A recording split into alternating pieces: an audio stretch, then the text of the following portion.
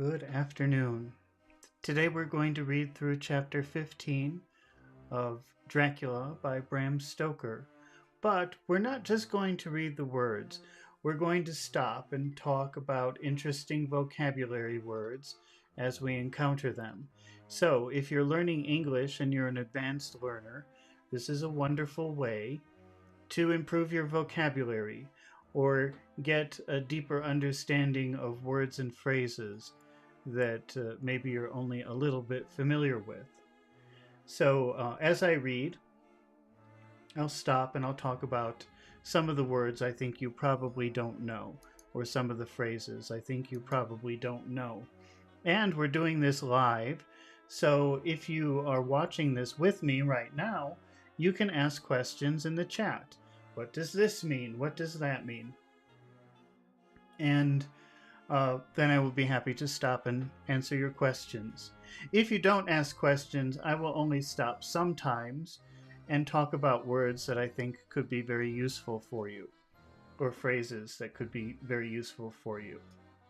Now, when we finish with the chapter, we have been bringing people in through Discord, and we have been practicing pronunciation and some of the vocabulary words that we learned or talked about during the chapter. So if you want to improve your pronunciation, your intonation, your accentuation, then it's a really good idea to stay until the end, because when we finish, we will be talking with real people struggling to pronounce English. Not struggling, but trying to improve their pronunciation. And we're doing that through Discord. There's a link in the description to the Discord server. Right now I'm working with 2 people. And if you would like to also practice, I encourage you to join the Discord server. But I think my maximum is 2 people. It gets confusing if there's more than 2. But if one of these regular people doesn't show up, then somebody new can jump in. So you never know. Or if somebody leaves early, then somebody new can participate. So definitely join the Discord server if you are interested in practicing and improving your pronunciation. Okay. Well, let's get started. We have chapter 15, Dr. Seward's Diary. For a while, sheer anger mastered me. That word sheer means pure, like pure. I would say that means like pure, but I think I better check that. I've been getting myself into trouble defining words and then discovering I'm not very close to the definition.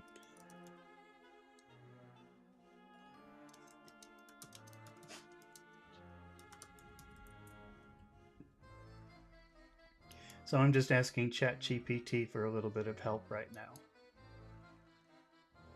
Complete, absolute, unmitigated, or pure, like 100%, undiluted, something like that. So complete, absolute. For a while, sheer anger mastered me.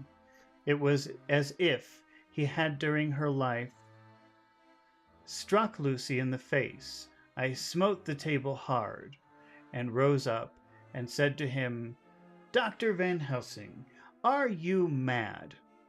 He raised his head and looked at me, and somehow the tenderness of his face calmed me at once. Would I were.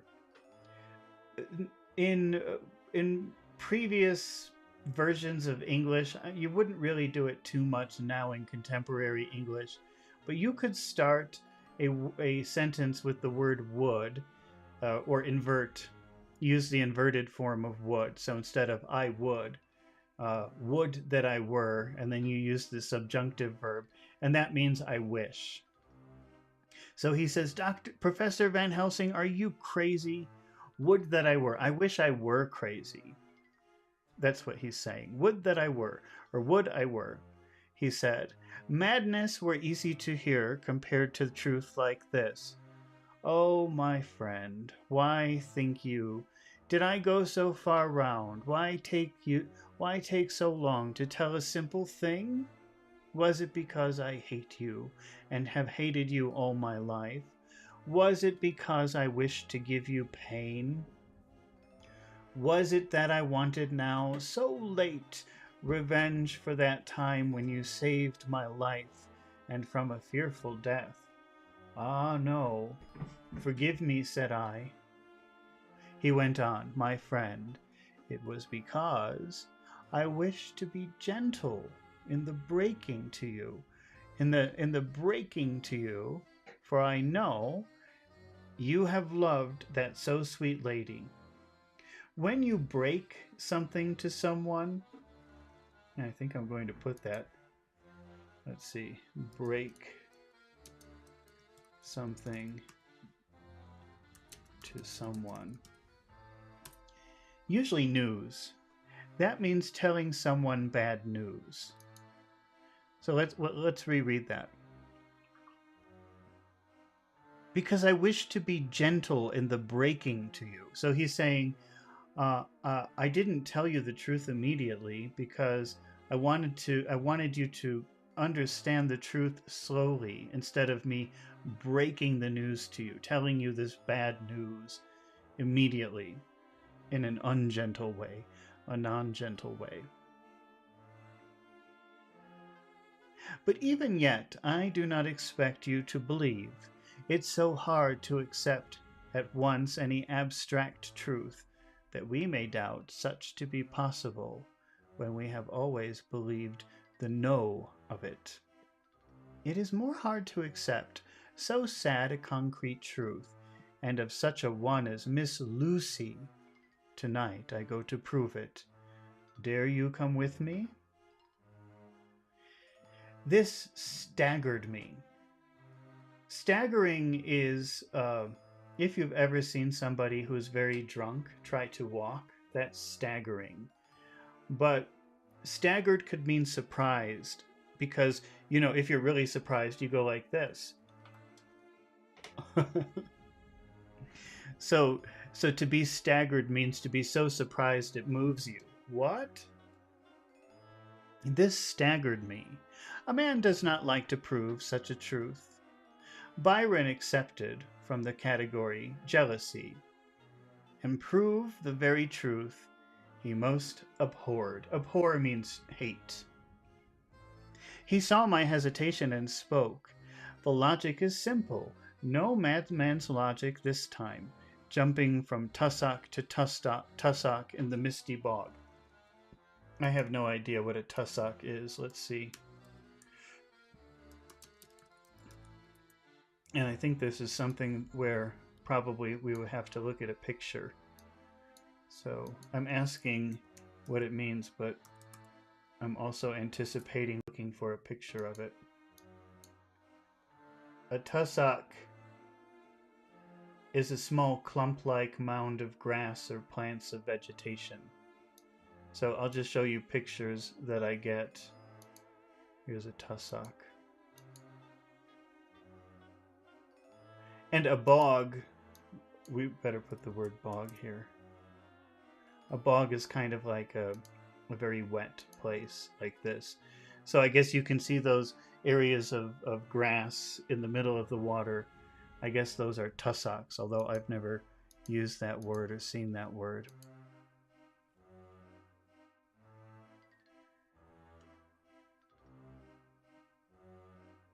The logic is simple. No madman's logic this time, jumping from tussock to tussock in a misty bog. If not be true, then proof will be relief. At least it will not harm. If it be true, there is the dread. Remember, we've had that word dread many times. That's a horrible thing that you're waiting to happen in the future. So it's something, it's feeling horrible or afraid about some future event. Yet every dread should help my cause, for in it is some need of belief. Come, I tell you what I propose. First, that we go off now and see that child in the hospital. Dr. Vincent of the North Hospital, where the papers say the child is a friend of mine, and I think of yours, since you were in class at Amsterdam. He will let 2 scientists see his case. If he will not let 2 friends, we shall tell him nothing, but only that we wish to learn, and then... And then? He took a key from his pocket and held it up. And then we spend the night, you and I, in the churchyard, where Lucy lies. This is the key that locked the tomb. I had it from the coffin man to give to Arthur. My heart sank with me, for I felt that there was some fearful ordeal before us. We've had that word ordeal before, and we've even practiced it. Actually, I just uploaded a video a few minutes ago about that word. An ordeal is a difficult situation. I could do nothing, however, so I plucked up what heart I could and said that we had better hasten. As afternoon was passing, hasten means to hurry up. We found the child awake. It had had a sleep and taken some food, and altogether was going on well. Dr. Vincent took the bandage from its throat. I don't know why he says its throat, if we know that it's a boy. Okay, well, let's say his. Dr. Vincent took the bandage from his throat and showed us the punctures. There was no mistaking the similarity to those which had been on Lucy's throat. They were smaller, and the edges looked fresher. That was all. We asked Vincent to what he attributed them, and he replied that it must have been a bite of some animal, perhaps a rat. But for his own part, he was inclined to think it was one of the bats which are so numerous on the northern heights of London. Out of so many harmless ones, he said, there may be some wild specimen from the south of a more malignant species. Some sailor may have brought one home and it managed to escape, or even from the zoological gardens a young one may have got loose. Or one be bred there from a vampire. These things do occur, you know. Only 10 days ago, a wolf got out and was, I believe, traced up in this direction. For a week after, the children were playing nothing but Red Riding Hood on the heath, and in every alley in the place until this Bloofer Lady scare came along. Since then, it has been quite a gala time with them. Gala means like a celebration, a big party. Let me just make sure.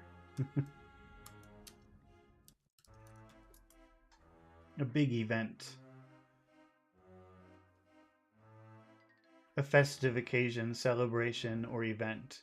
So since this mystery of the Bloofer Lady happened, this beautiful ghostly lady, the children have been enjoying in the streets, reenacting the mysterious things that happen with her. They've really enjoyed it.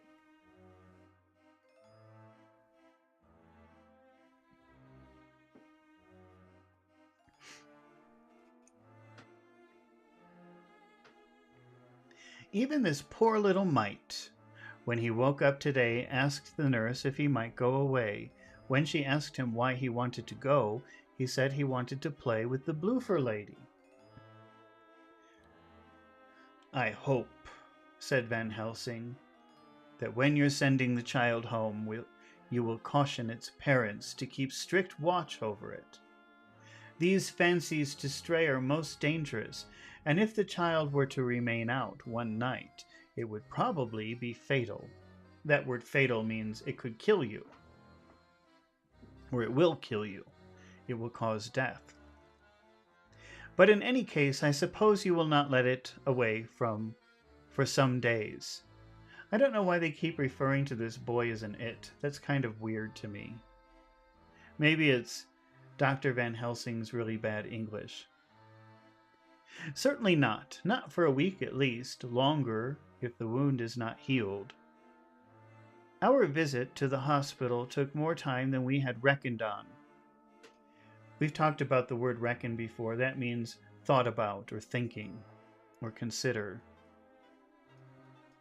And the sun had dipped before we came out. When Van Helsing saw how dark it was, he said, "There is not hurry. It is more late than I thought. Come, let us seek somewhere that we may eat, and then we shall go on our way." We dined at Jack Straw's castle, along with a little crowd of bicyclists and others who were genially noisy. About 10 o'clock, we started from the inn. It was then very dark, and the scattered lamps made the darkness greater when we were once outside their individual radius. Scattered means in different places, in random places, so it was dark and they were walking around. Have you ever had that experience where you're in the dark, but there's some light? There's a light here, there's a light there, there's a light there, but it's still very dark except where the light is. But then when you go away from the light, suddenly it seems darker than it probably really is. That's happened to me.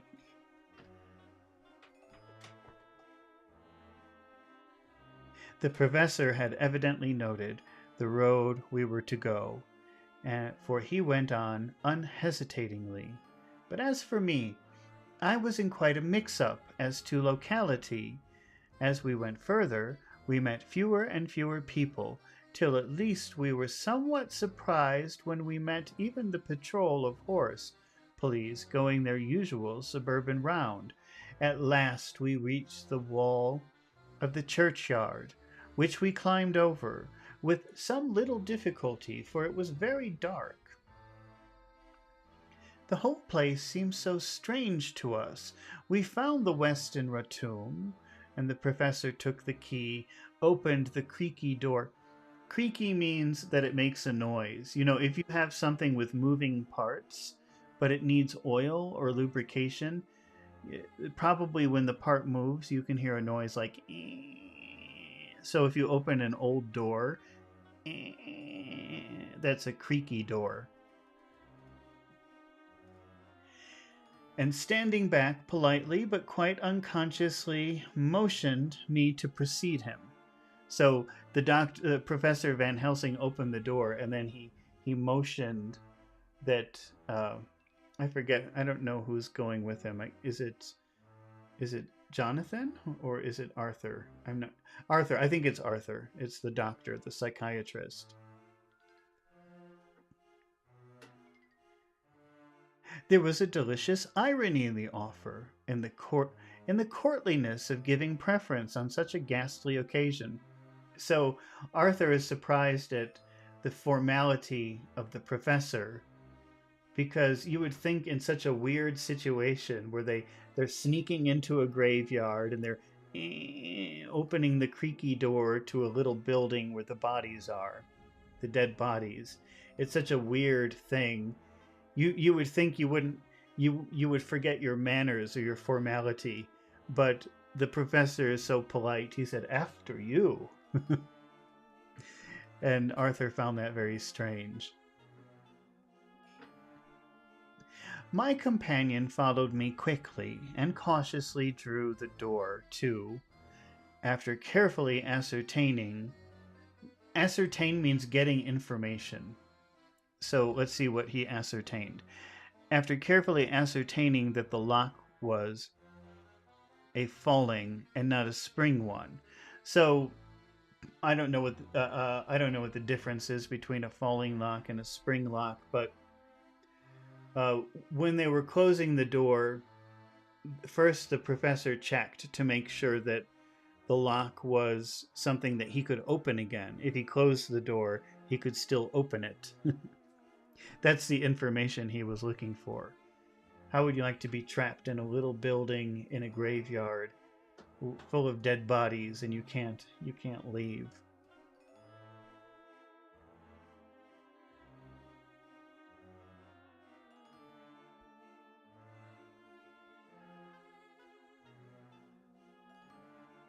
In the latter case, we should have been in a bad plight. So If the lock had been a spring lock, that would have been horrible if the door had closed.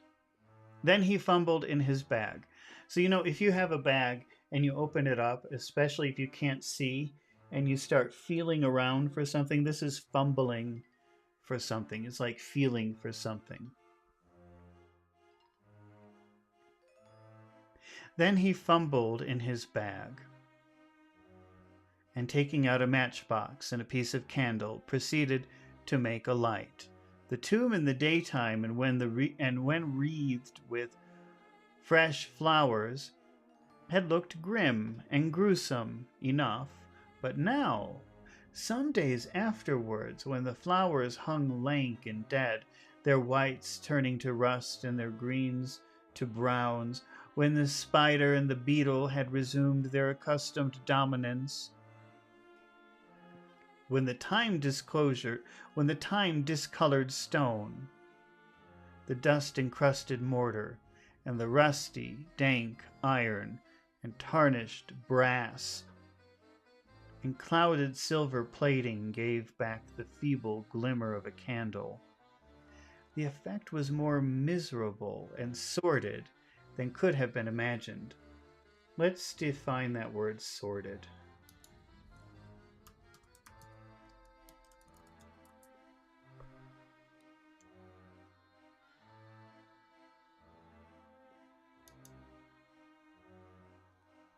Dirty, morally unpleasant.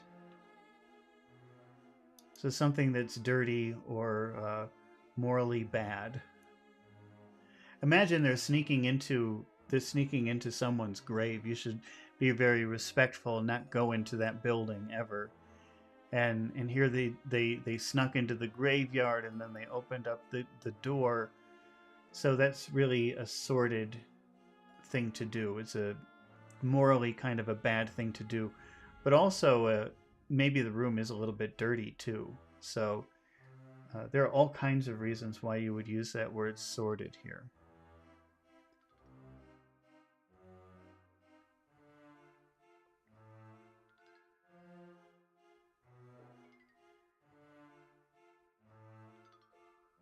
The effect was more miserable and sordid than could have been imagined.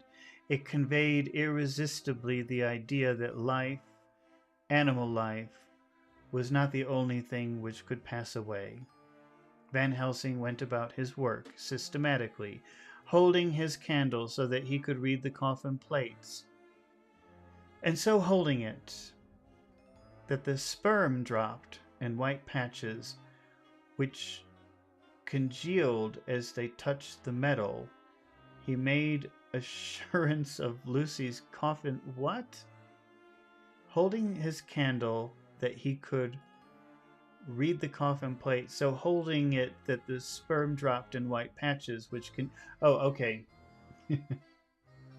This means that when he's holding the candle, he's holding it like this, and then the little drops of wax started falling and then drying immediately. He made assurance of Lucy's coffin, another search in his bag, and he took out a turn screw. "What are you going to do?" I asked. "To open the coffin. You shall yet be convinced."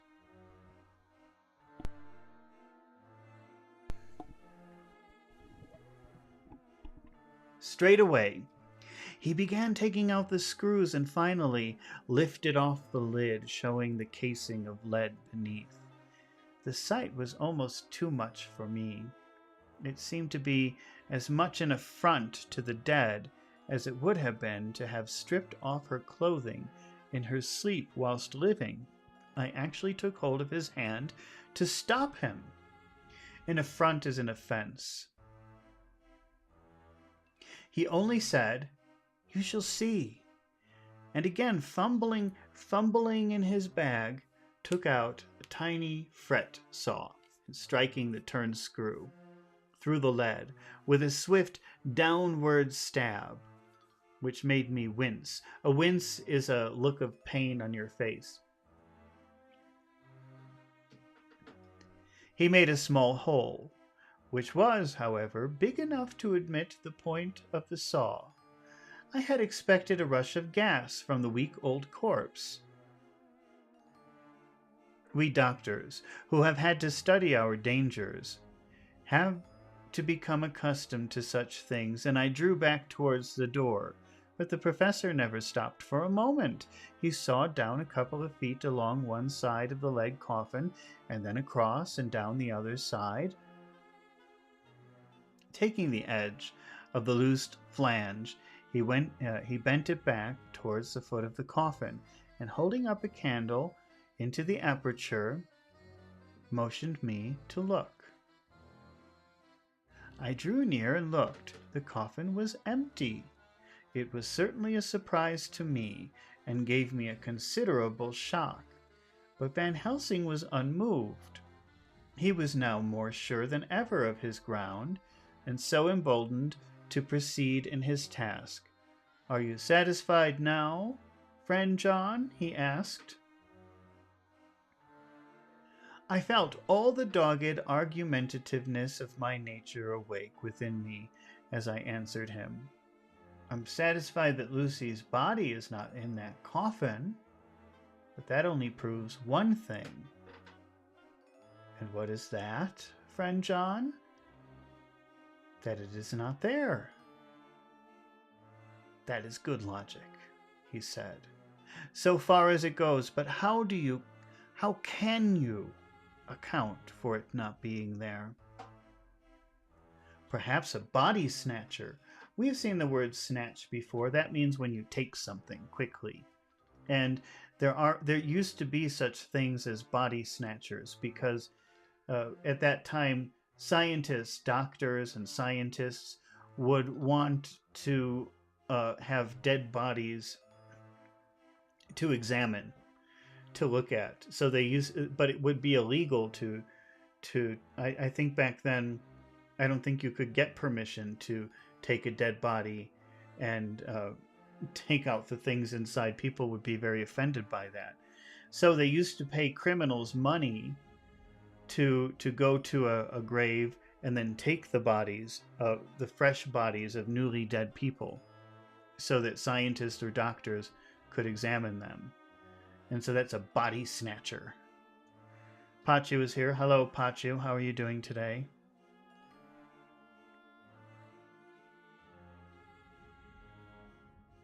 "Perhaps a body snatcher," I suggested. "Some of the Undertaker's people may have stolen it."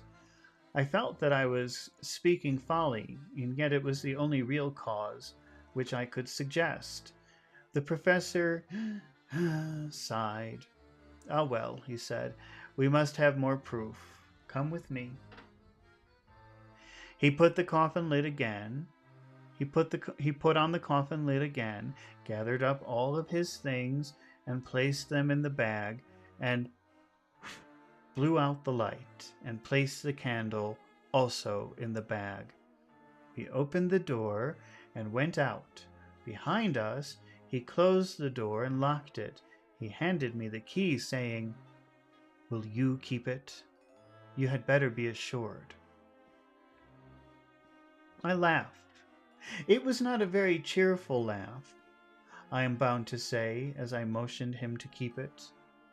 "A key is nothing," I said. "There are many duplicates, and anyhow, it's not difficult to pick a lock of this kind."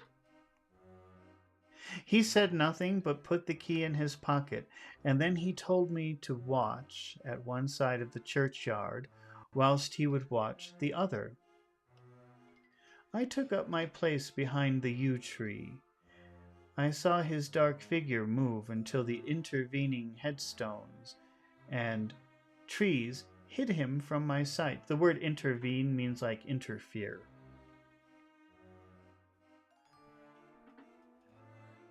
It was a lonely vigil. A vigil is like a watch.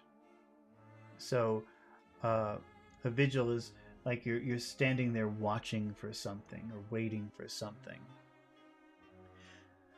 Just after I had taken my place, I heard a distant clock strike 12, and in time came 1 and 2. I was chilled and unnerved. Unnerved means like feeling scared, or not. It's kind of the opposite of feeling brave. So he was getting scared. He wanted to go. He was feeling nervous and angry with the professor for taking me on such an errand. An errand is like a task. And with myself for coming. I was too cold and too sleepy to be keenly observant, and not sleepy enough to betray my trust, so altogether I had a dreary, miserable time. Suddenly, as I turned round, I thought I saw something like a white streak move between the two dark yew trees at the side of the churchyard, farthest from the tomb. At the same time, a dark mass moved from the professor's side of the ground and hurriedly went towards it. Then I too moved. But I had to go round headstones and railed off tombs, and I stumbled over graves.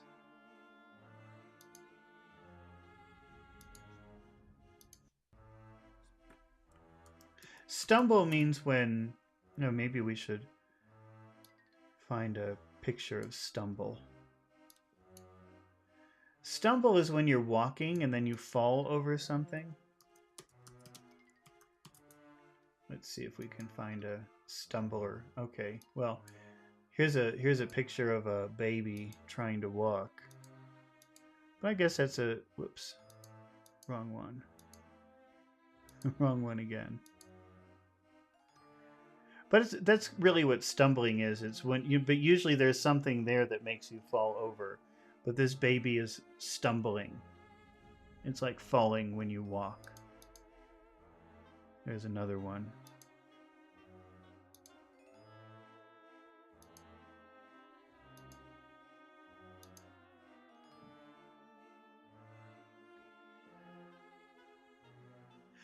I stumbled over graves. The sky was overcast, and somewhere far off an early cock crew. A cock is a rooster, so a cock crowing is "er." A little ways off, beyond a line of scattered juniper trees which marked the pathway to the church, a white, dim figure flitted in the direction of the tomb. The tomb itself was hidden by trees. And just in case you don't know what a tomb is, I think it's a good idea just to take a look at a picture of one.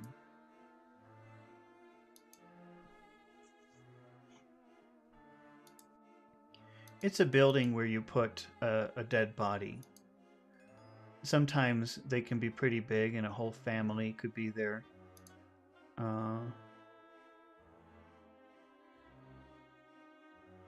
All of these look kind of... are not what I was really imagining.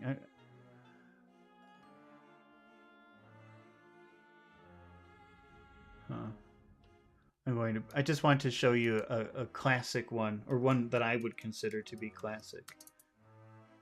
Like this. This is what I'm imagining. So it's like a very small building, and maybe there could be several people from a family in one tomb. Well, they only show a couple of pictures. The rest are... That's a good example, though. This one in the middle.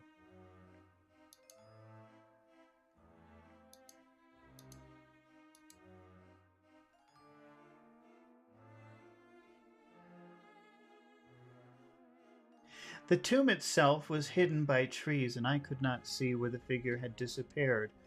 I heard the rustle of actual movement where I had first seen the white figure, and coming over, found the professor holding in his arms a tiny child. When he saw me, he held it out to me and said, "Are you satisfied now?" "No," I said, in a way that I felt was very aggressive. "Do you not see the child?" "Yes, it is a child. Who brought it here?" "And is it wounded?" "We shall see," said the professor, and with one impulse we took our way out of the churchyard, he carrying the sleeping child. When we had got a little distance away, he went into a clump of trees and struck a match, and looked at the child's throat. It was without a scratch or scar of any kind. "Was I right?" I asked triumphantly. "We were just in time," said the professor thankfully. We had now to decide what we were to do with the child, and so consulted about it. If we were to take it to a police station, we should have to give some account of our movements during the night. At least, we should have to make some statement as to how we had come to find the child. So finally we decided we would take it to the heath. When we heard a policeman coming, we would leave it where he could not fail to find it. We would then seek our way home as quickly as we could. All fell out well. At the edge of the Hampstead Heath, we heard a policeman's heavy tramp, so that's the sound of his feet.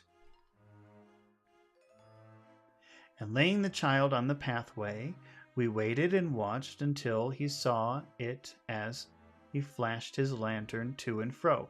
So remember, to and fro means like this. So the policeman is walking around looking for anything bad with his lights.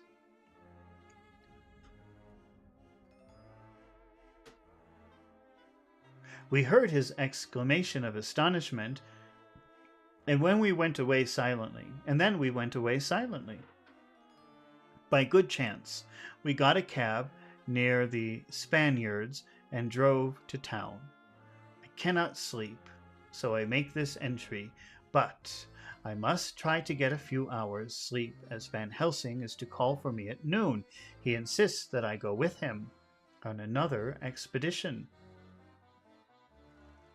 27th of September. I'm just going to take a 1-minute break. I will be right back.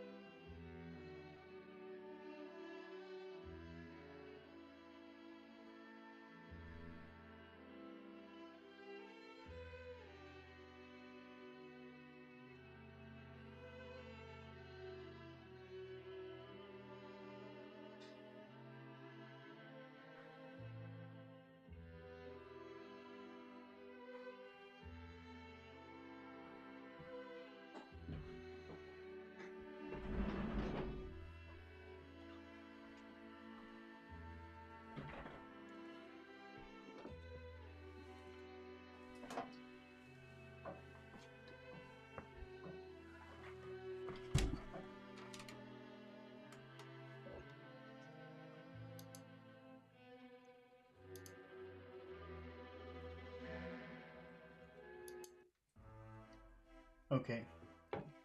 Sorry, we're back.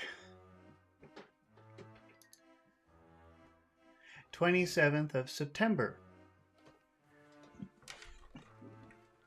It was 2 o'clock before we found a suitable opportunity for our attempt. The funeral, held at noon, was all completed, and the last stragglers of mourners had taken themselves lazily away. Stragglers are... I wonder what kind of picture we could get for that. Let's see. I think we've talked about it before.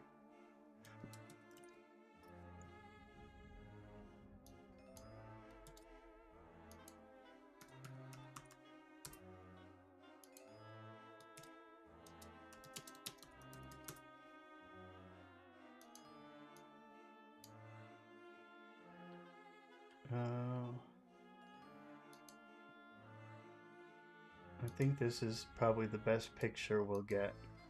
It's not so good, but I think at least we can see what it means. So you have four people. You've got the red and the two whites. And there's someone who's kind of following slowly behind, and that is a straggler.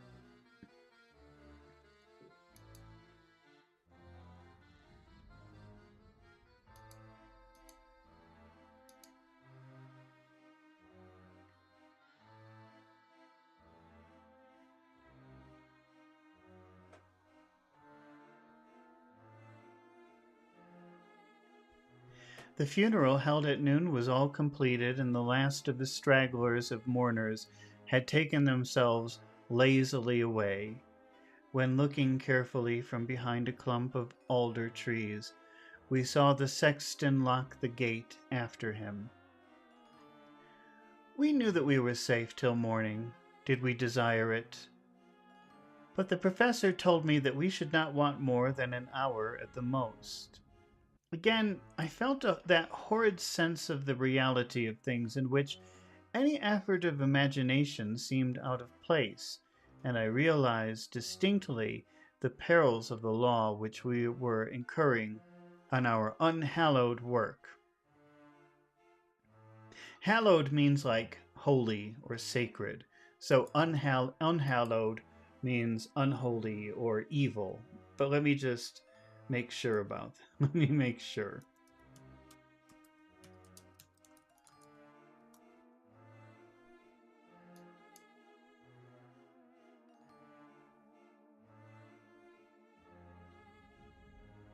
Not sacred or blessed, not consecrated. So kind of evil, like I said. Okay. Better to be safe than sorry.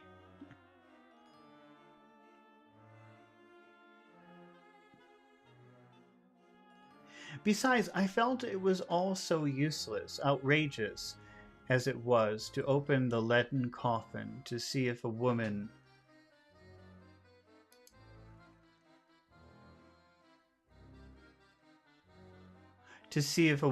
dead nearly a week were really dead.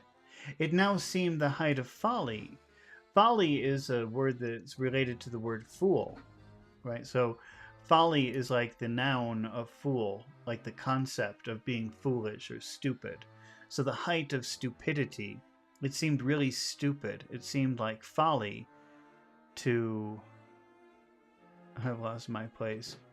It seemed the height of folly to open the tomb again, when we knew from the evidence of our own eyesight that the coffin was empty.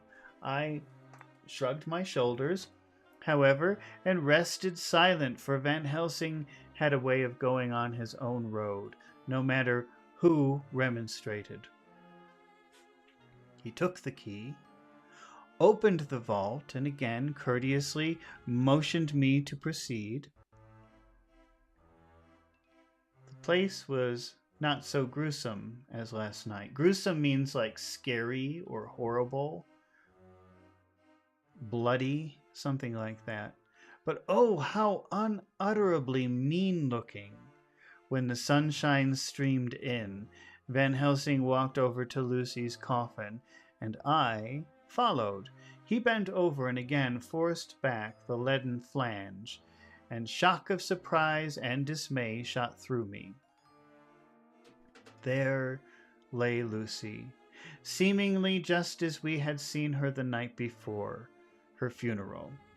She was, if possibly, more radiantly beautiful than ever, and I could not believe that she was dead.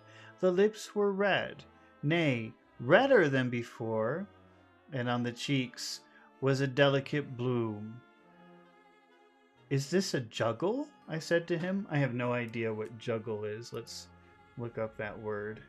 Juggle.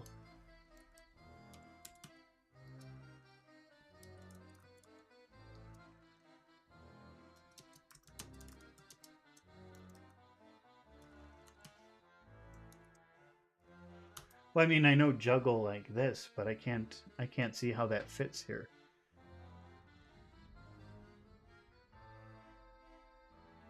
To juggle objects, figurative meaning, manage multiple things, possible context.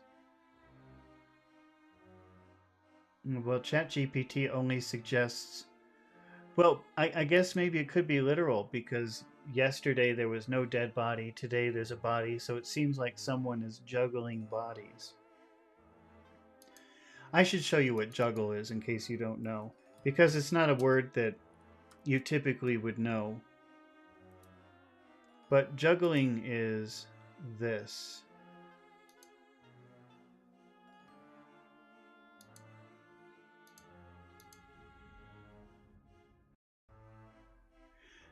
So when he says, "Is this a juggle?" Maybe that means are people moving, are moving coffins or cases around, something like that.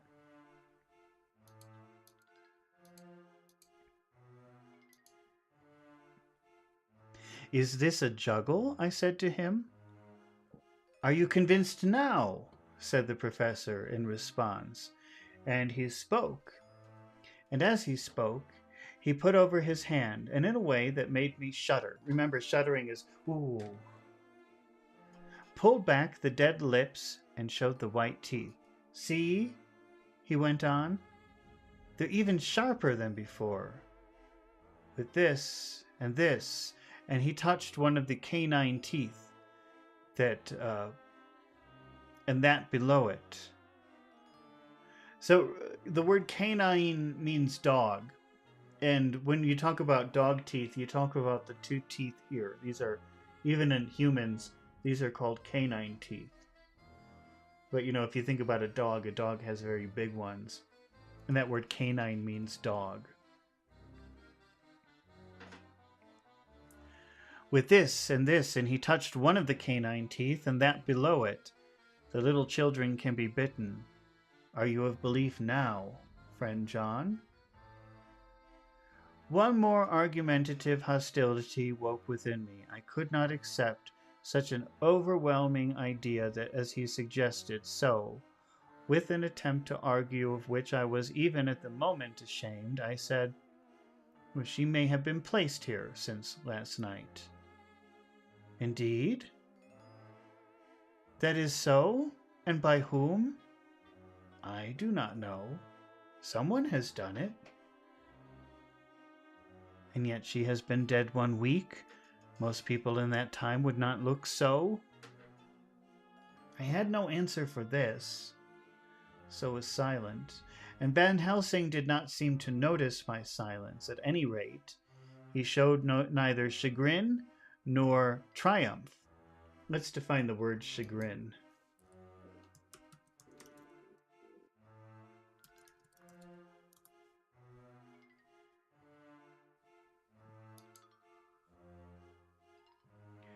Chagrin is a noun or a verb that means a feeling of disappointment or embarrassment or annoyance. So he showed no embarrassment or annoyance or triumph. He was looking intently at the face of the dead woman, raising the eyelids and looking at the eyes. And once more, these are the eyelids, by the way, this part here. These are eyelids. And once more, opening the lips and examining the teeth. And then he turned to me and said, "Here. There is one thing which is different from all recorded. Here is some dual life that is not as the common. She was bitten by the vampire when she was in a trance, sleepwalking." Oh, you start? So remember, this start, does not mean begin, it means surprise. It's like a movement of surprise. Oh, you start? You do not know that friend John, but you shall know it later. And in a trance could he best come to take more blood? In trance she dies, and in trance she is undead too. So it is that she differ from all other. Usually when the undead sleep at home. As he spoke, he made a comprehensive sweep of his arm to designate what to a vampire was home. So when he makes a sweep with his arm, he points to the coffin, the box where she is. Mohammed is here. Hello, Mohammed. You're back. Says zoom in, please. Okay. Is that better?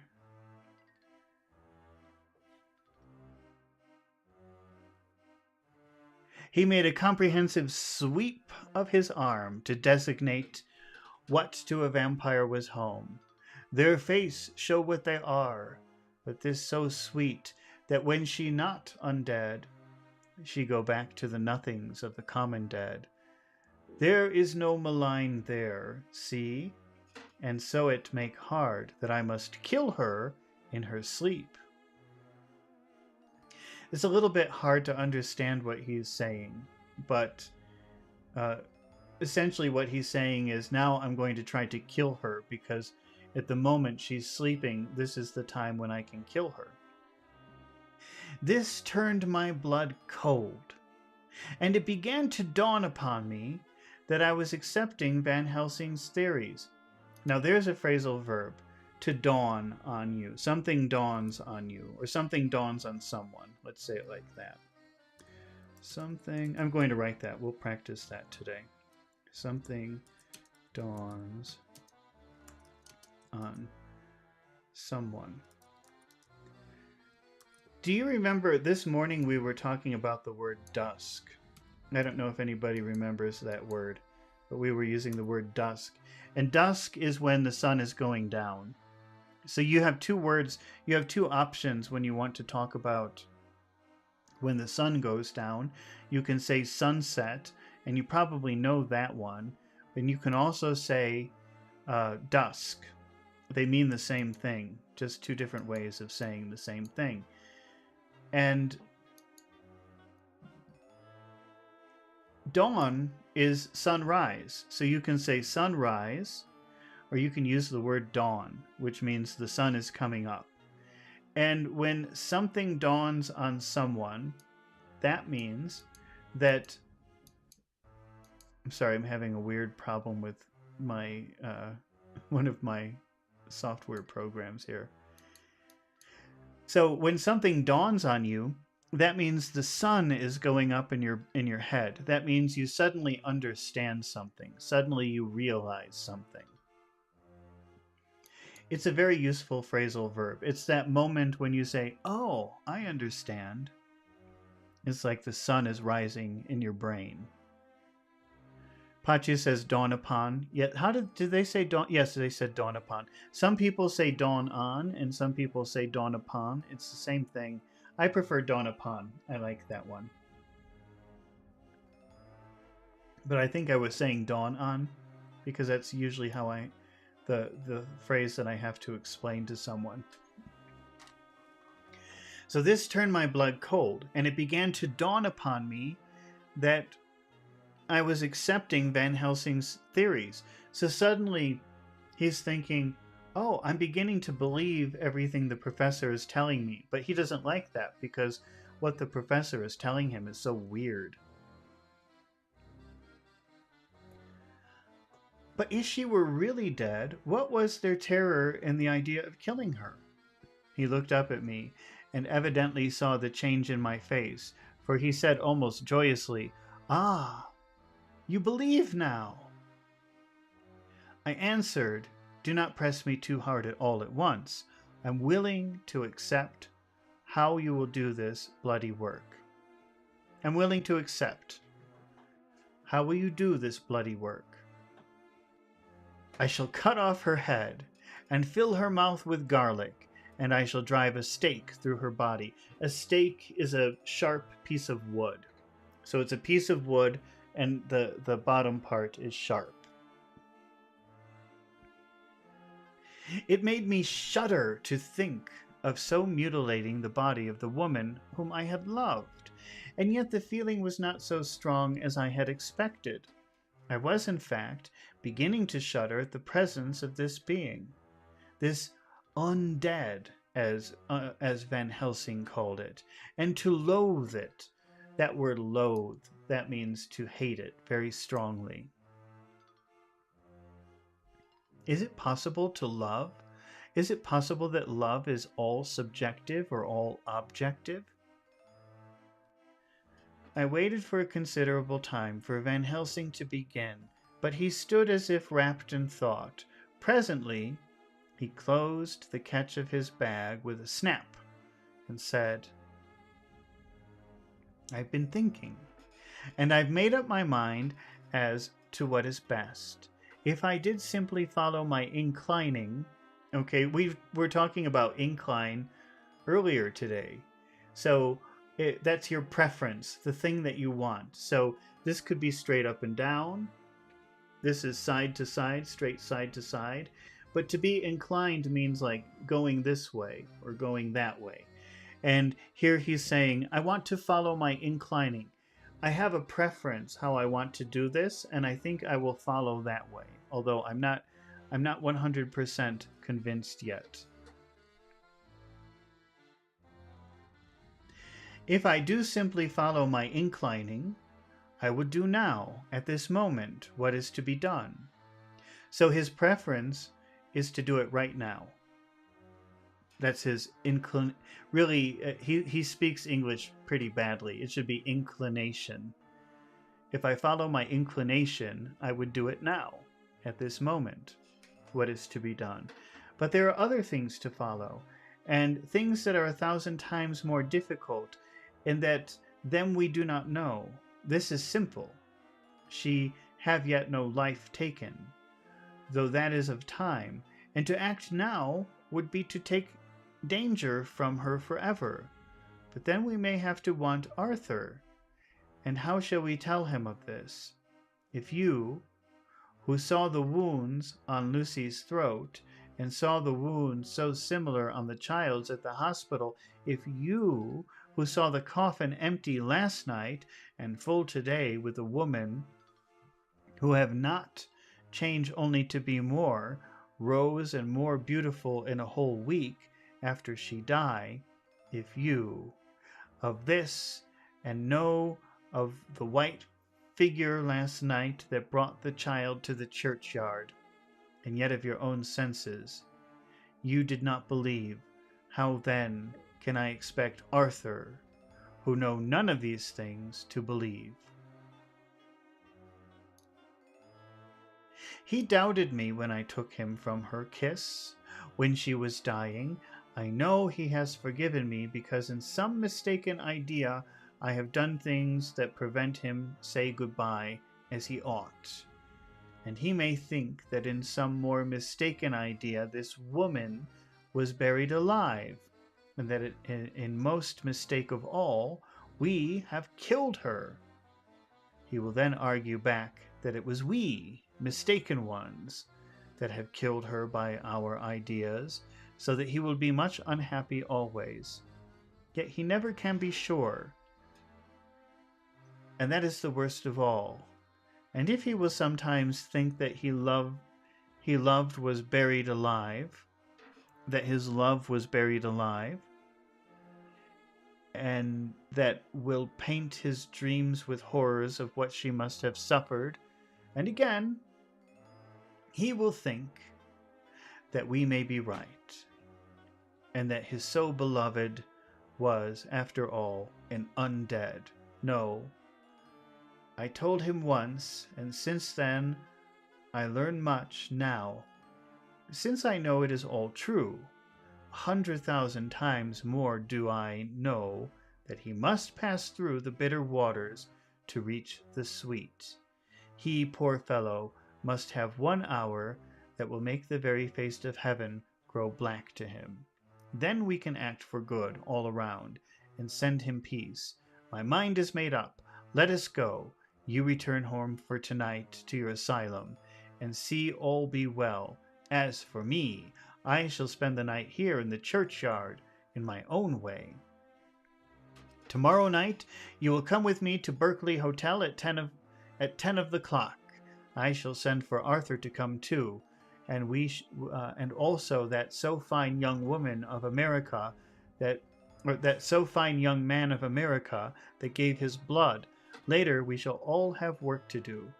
I come with you so far as Piccadilly, and there dine, for I must be back here before the sunset. All right, that's kind of complicated. I don't fully understand what the professor is saying because his English is kind of bad. But I guess, and I don't know why he's doing this. I don't understand this. But he's saying we have to bring her fiance here, and he needs to see what she has become before we kill her, before we really kill her, so that he can move on, if that makes sense. So tomorrow night they're going to bring the fiance to the dead body, and they're going to show what she has become or what she is, and then they can chop off her head. I think they should just do it now, and he'll get over it. He'll be okay. But what do I know? Maybe I'm a horrible person. So we locked the tomb and came away and got over the wall of the churchyard, which was not much of a task, and drove back to Piccadilly. Note left by Van Helsing in his portmanteau. A portmanteau is a big trunk that people used to use when they packed their clothes. So it's like a suitcase, a very big suitcase. But you don't have to worry about it anymore because people don't use that. They use the word portmanteau, but not for that. Pachu says dawn upon. Oh, that's our phrasal verb.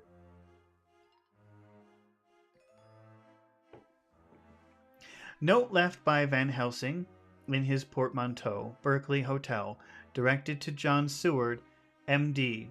Not delivered. 27th of September. Friend John. I write this in case anything should happen.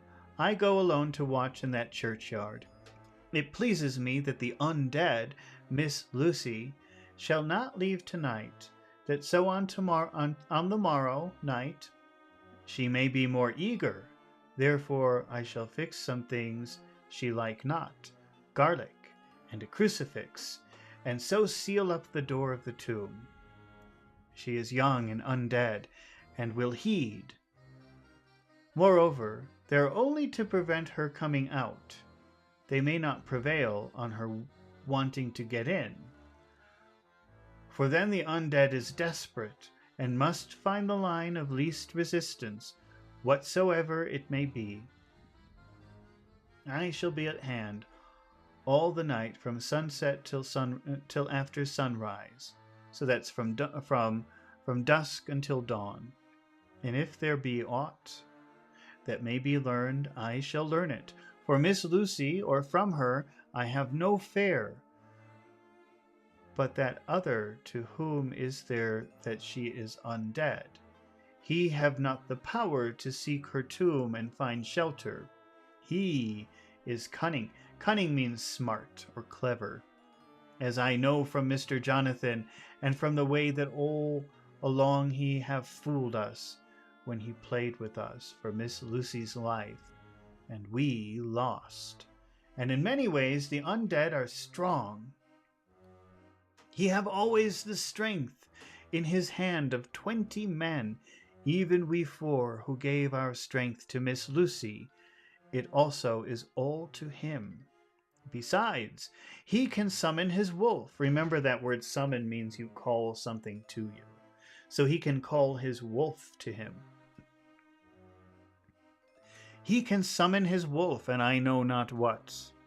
So, if that be he came thither on this night, he shall find me, but none other shall until it be too late.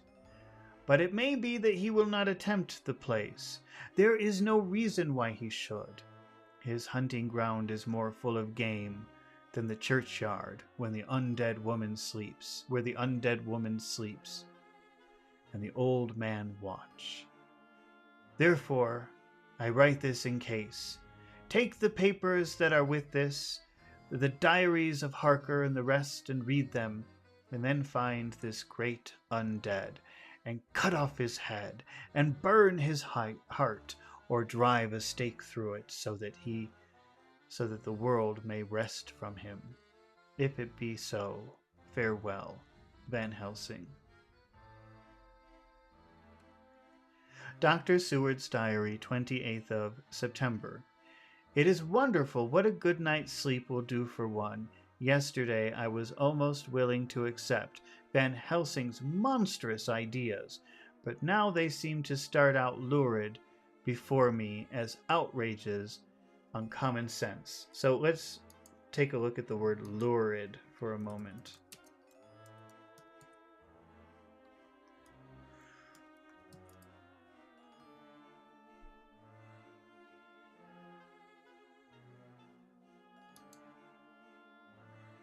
Lurid is an adjective that describes something as shocking or sensational or vivid in an unpleasant or exaggerated way.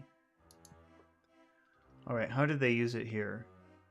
So the psychiatrist has gotten a good night's sleep, and now he wakes up and he thinks, "Oh, I almost believed that crazy Professor Van Helsing, but now I see things clearly." And of course, he's crazy.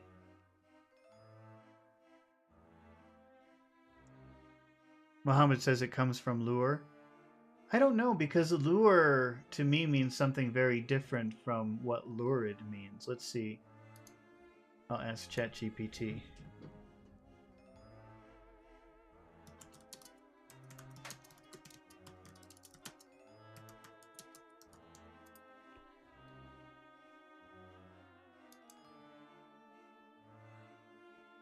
No, lurid does not come from the word lure. Although they may sound somewhat similar and can both describe something that draws attention, their origins are completely different. Lurid comes from the Latin word luridus, which means pale yellow, sallow, ghastly. It was initially used to describe things that were pale or ghastly in appearance, later evolving to mean something vivid, shocking, or unpleasant. And lure comes from the Old French word lure, which referred to a device used to attract trapped birds. Okay, so yeah, they have a very different origin.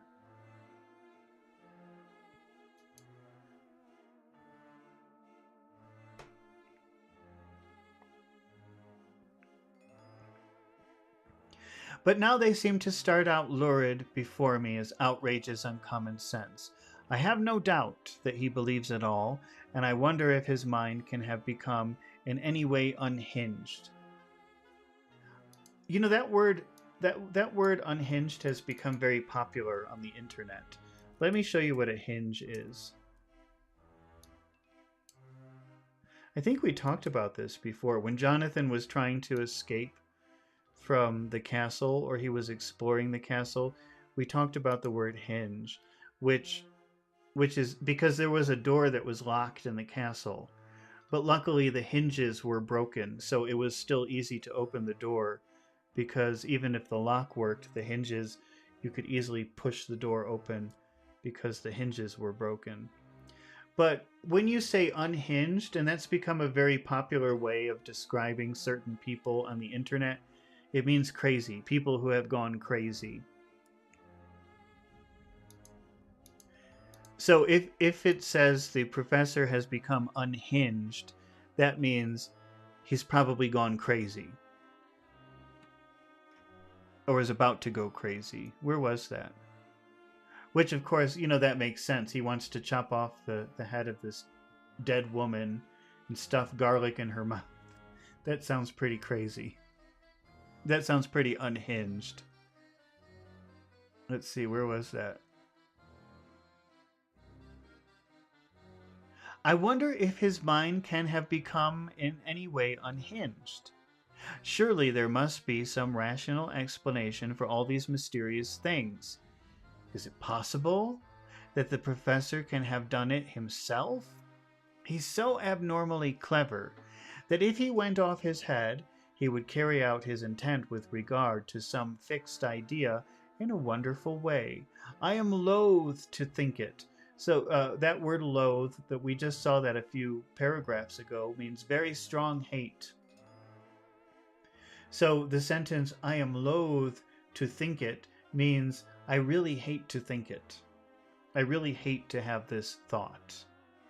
And indeed, it would be almost as great a marvel as the other to find it that Van Helsing was mad, crazy.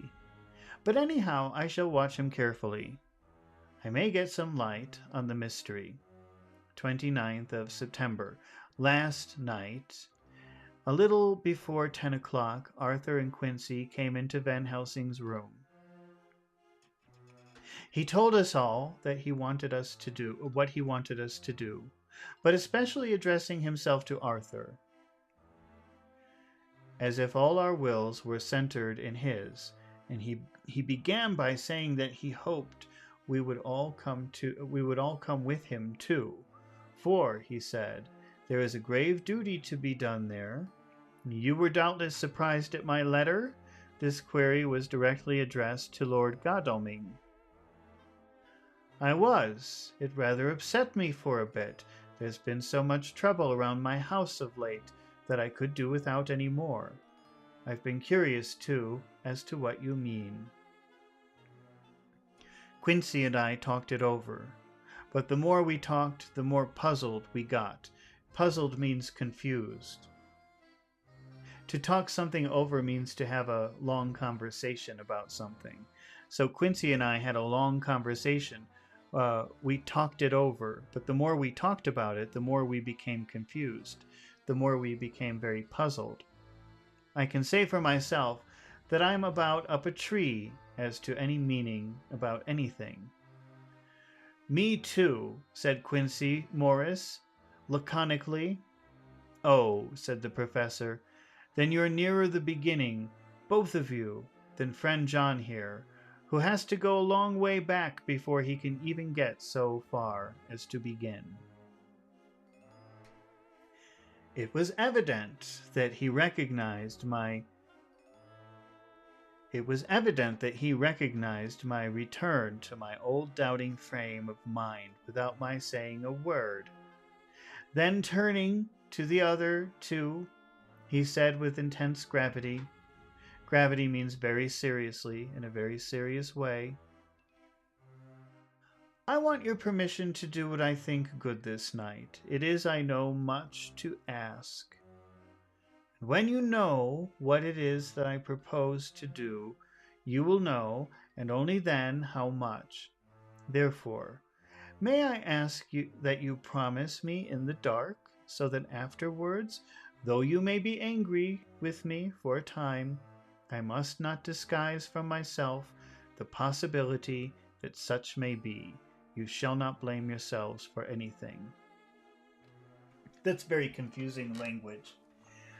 I think, if we just said it simply, it would be something like, because I'm a little bit confused about what he's saying too, but that promise me that you'll let me do the crazy thing that I want to do, and don't stop me, even when you see how crazy it is. And now that you promise me now, when I do it, you can't blame yourselves or feel bad after it's done, because you made this promise already. He doesn't want them to feel guilty about not stopping him. That's frank anyhow, broke in Quincy. The word frank means very honest. So, well, that's very honest. That's what Quincy says. I'll answer for the professor. I don't quite see his drift. But I swear he's honest, and that's good enough for me. So it seems like even these men don't understand what he's saying, really. Because he says, I don't get his drift. And that means I don't fully understand what he's saying.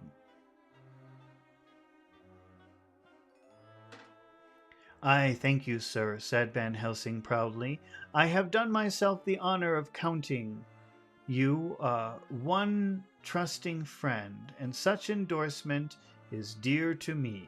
And he held out a hand, which Quincy took.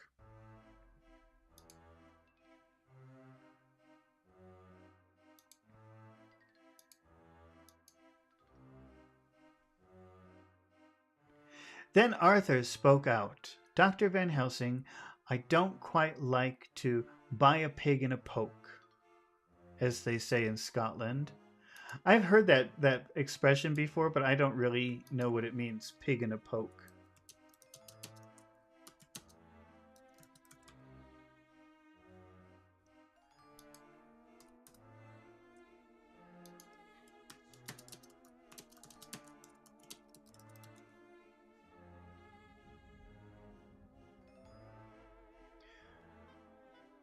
That means buying something without looking at it closely.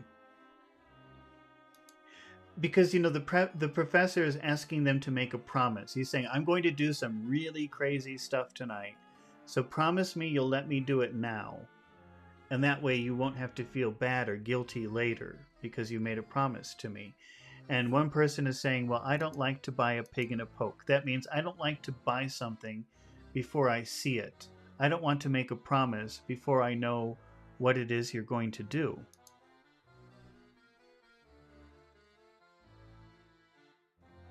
Then Arthur spoke out. "Dr. Van Helsing, I don't quite like to buy a pig in a poke, as they say in Scotland, and if it be anything in which my honor as a gentleman or my faith as a Christian is concerned, I cannot make such a promise.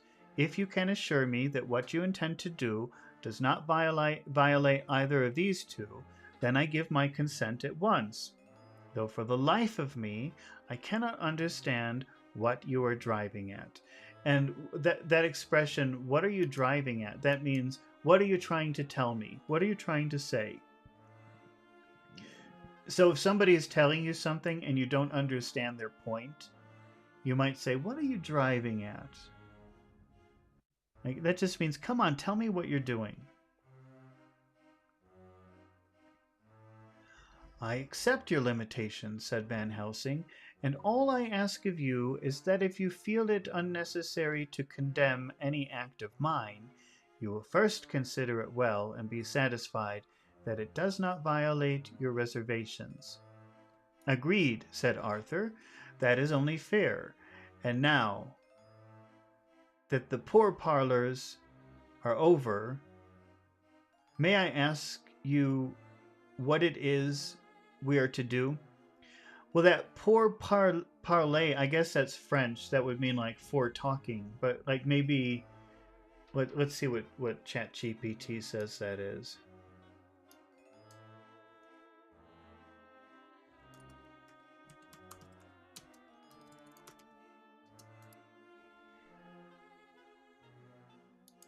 Pachu says, "What are you driving at?" That's like, what are you trying to tell me? What are you driving at? Pour parler means preliminary discussion or negotiation. Yeah, it just means for speaking in French, but I don't think that you would use that in contemporary English. So don't try to memorize it or try to start using it. People will say, "What? What are you talking about?" Maybe they'll say, "What are you driving at?"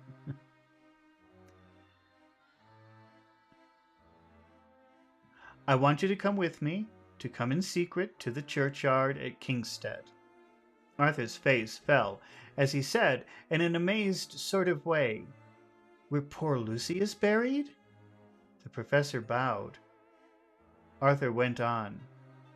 "And when there?" "To enter the tomb." Arthur stood up. "Professor, are you in earnest, or is it some monstrous joke? Pardon me, I see that you're in earnest." He sat down again, but I could see that he sat firmly and proudly, as one who was on his dignity. There was silence until he asked again, "And when in the tomb?" "To open the coffin." "This is too much." Pachi is asking about the word earnest. That means, well, I better not. I'll wait for ChatGPT. We've talked about it before. It's a pretty common word. A sincere and serious effort. So it could, here it probably means serious, being serious.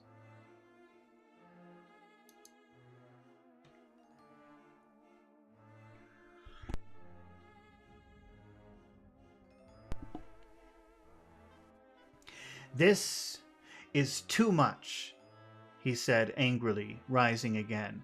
I'm willing to be patient in all things that are reasonable, but in this desecration of the grave, to desecrate something means to make something dirty that is special. So that would be like, you know, if you have something that is very special and I know, like for a Muslim, I don't think it's not acceptable to touch the Quran with your left hand, right? That would that I think I've heard that before. I don't know if that's true, but that would be considered desecrating the Quran. It's like taking something special and making it dirty in an insulting way.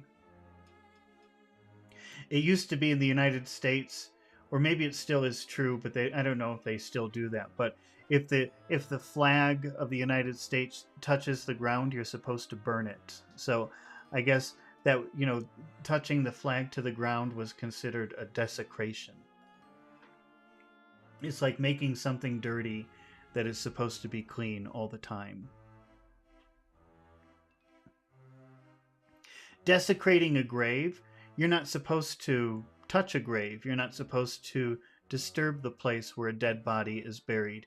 So if you do, that is considered a desecration. You're taking something that's special and you're doing something bad to it.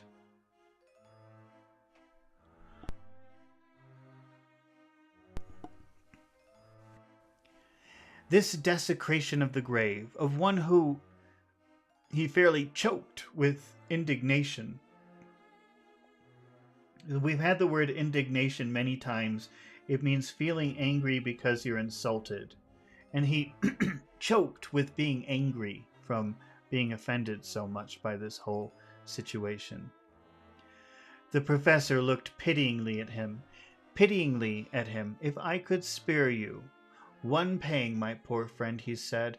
God knows I would. But this night, our feet must tread thorny paths. Or later, and forever, the feet you love must walk in the paths of flame.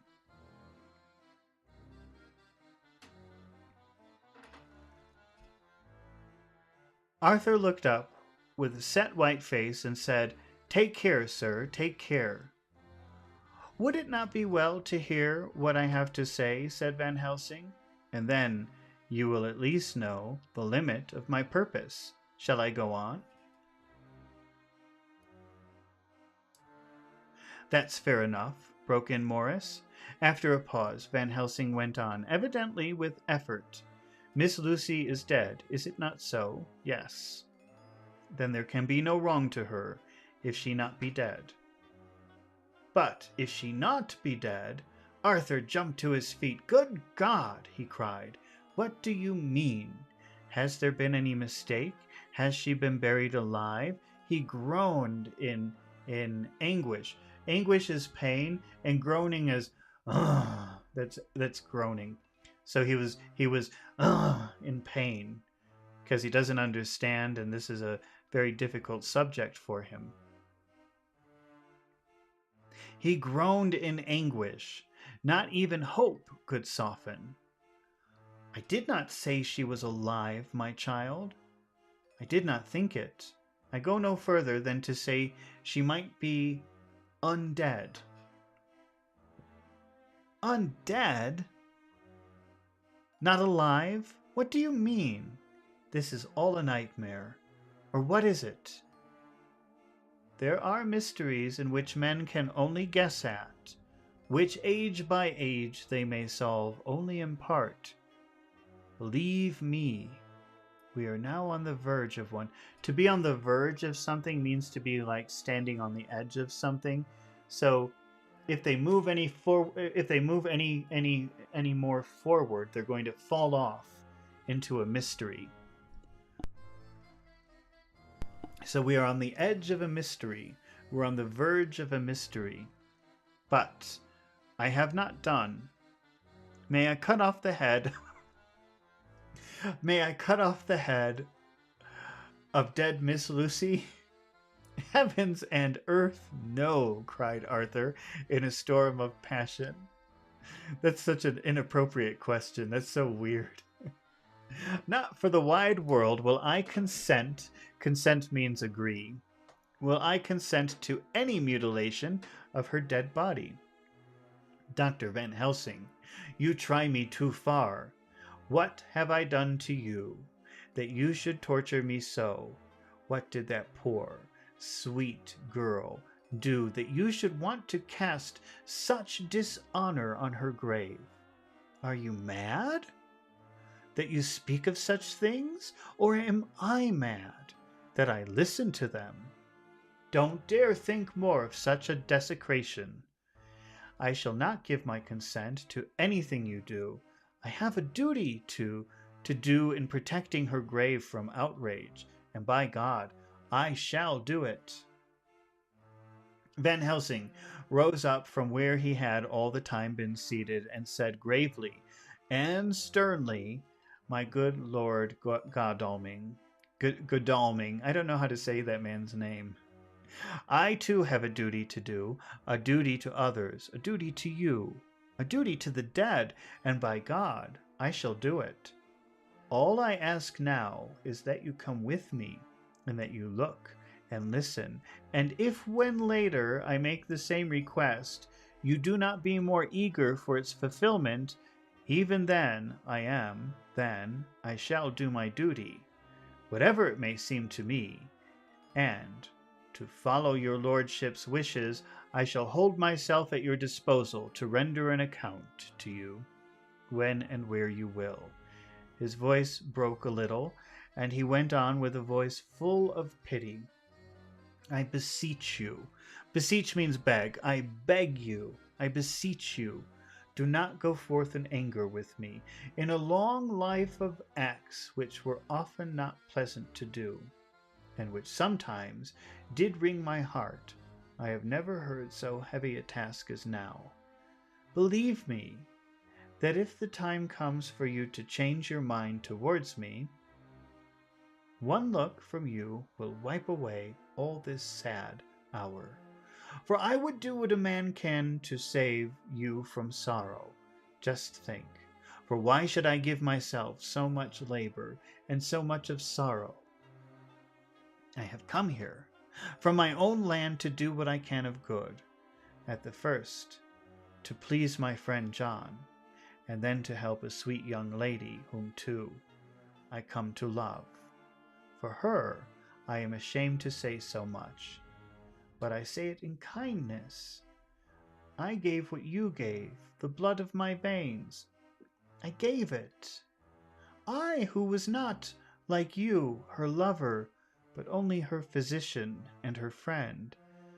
I gave her my nights and days before death, after death, and if my death can do her good even now, when she is dead, undead, she shall have it freely, he said with a very grave, sweet pride.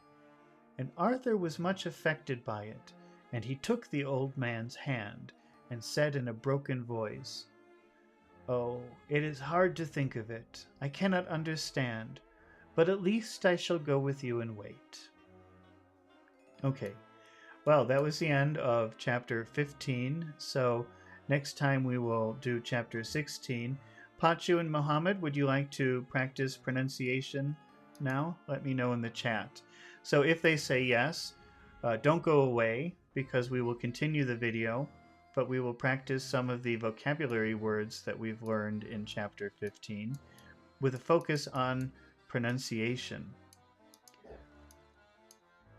Okay, they both said yes. Now, one thing is okay, I'm going to write down my vocabulary words here in case something happens, because I'm going to have to restart my word processor because it's frozen right now. So I just want to preserve my vocabulary words. Break something to someone. Here's one. And stumble, that's another word. And then we have something dawns on someone.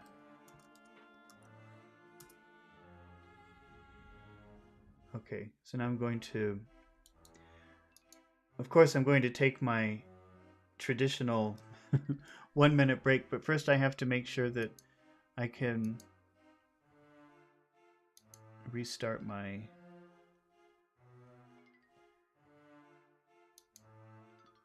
word processor here.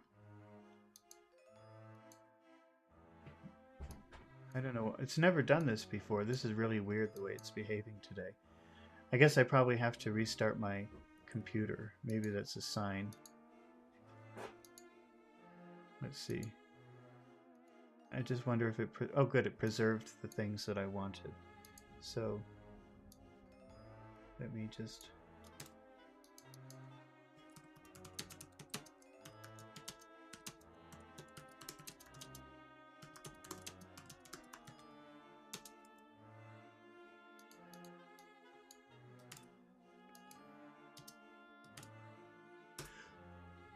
Okay, I will be back in 1 minute, and then we're going to practice pronunciation, intonation, accentuation, all that fun stuff.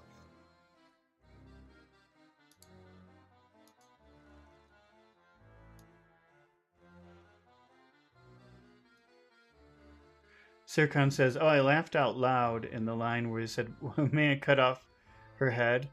God makes you laugh always. That's such an inappropriate, weird line, isn't it? Okay, I'll be back in 1 minute.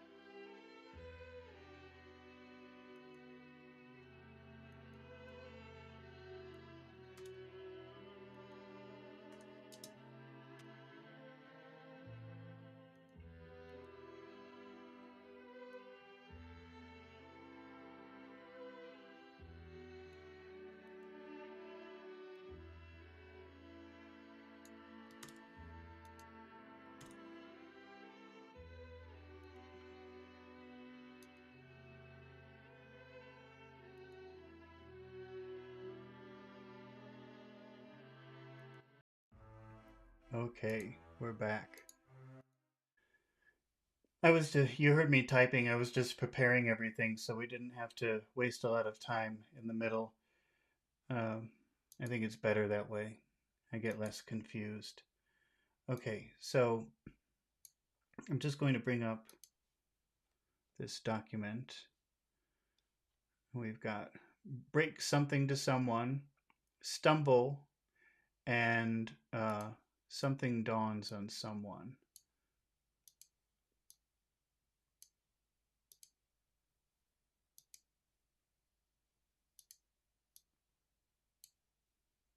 These would be our practice words for today.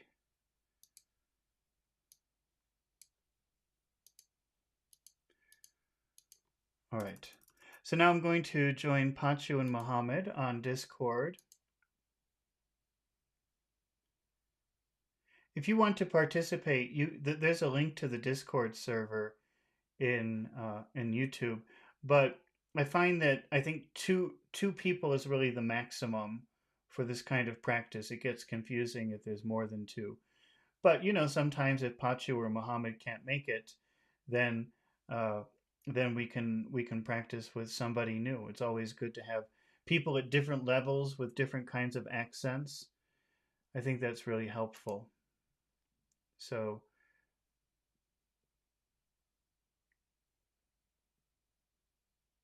so yeah, everybody's welcome to join. But so far we've got our two regulars, Pachu and Muhammad. Pachu, can you hear me? Sir, Okay, how are you doing today? I'm doing great. Great. Okay, and Muhammad, are you there? Yes, I'm fine, sir. Okay, that's good. All right. Now we have our first phrase today is break something to someone. That means to give someone bad news. Have you ever heard that before, Mohammed? To break something to someone. Like coronavirus break. Oh, that's an outbreak. That's an outbreak. That's when something starts small and then it explodes into something very big. But to break some information means to give someone the information. It's usually something bad. Have you ever seen the phrase "breaking news"? That's pretty common, actually. Yes. Yeah, that means it's news. It's news that you're hearing for the first time. It's very fresh news when you see that word "breaking news." But to break, let's do it like this. I'll underline this, and I'll make this green just so you can see it in an example. Pachu, have you seen that word before? To break something to someone? Have you seen that? No, sir. Okay. So look, we have everything we need here. Uh, we've got the verb to break, and then we have the news. It's usually news that you're breaking to someone, and then we have a person, her. Right. So we have the whole formula. This means to give bad news. To give bad news. Mm, Pachu, can you read the phrase, the sentence? What does it say? okay. I had to break the news to her that the party was cancelled. Okay, what does that mean? How do you understand that sentence? What does break the news to her mean? Yes. So I gave the news at first time Mm-hmm. that the party was cancelled. Is it good news or bad news? No, it's not good news. That's right. It's usually bad news when you use that phrase, break the news. Now, is it cancelled or canceled? Cancelled. That's better. Yeah, that's a better way of saying it. Mohammed, if I say the first three words, try to or why don't you say the first three words? How would you say the first three words of that sentence? You decide which sounds should be big and which sounds should be small in the first three words of the sentence. Can you do that? I had a. Okay, but now you do have to, in this case, you do have to say the T. So it's head ta, head ta. You have to say the T. I had a. Yeah, like that. So which sound is big? You're saying three words, but I think there's only one big word in there, one long word. Which word is it? I had. I had to. I had to. I had to. That's right. And that's how everybody would say it. So we have small, big, small. I had to. I had to. Can you say that again? I had to. Okay. Pachu, can you say that phrase? I had to. I I had had to. I had to. You hear the short, long, short. That's the rhythm we have to find. Yes. Say it again. I had to. I had to. Okay. How will you say the next three words? Yeah. Break the news. Okay. Break the news. Okay. What is the pattern? Is it short, long, short, long? What do you think? Yeah, low high, low high, Oh no, low high, low high. we're not doing the music part yet. Right now we're just doing the rhythm. Okay, we'll do the music part next. Okay, but right now I just want to know long or short. Yeah, it's a short. It's Oh, too short. well, Long. we have the phrase "I had to," but what about break the news? What do you think about that? Okay, break is long Okay, break is long. and the is short. Okay, how about news? Is that long or short? Yeah, his news is long. Okay, so again, we have that perfect rhythm happening here. I had to break the news. I had to break the news. You hear that? It's short, long, short, long, short, long. Yes. Say it again. I had to break the news. Mohammed, can you say all of those words together? I had to break the news I had to break the news. Okay. What are the next two words, Mohammed? to her. Okay. Actually, so how do you think that would sound in the middle of a phrase, to her? To her. Well, it could be two different ways. I think it could be tour, tour, tour, like that. To, Tour, tour.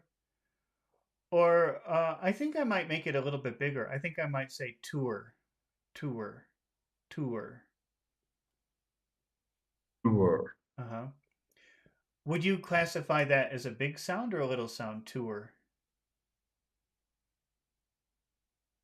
Uh, to her. Long.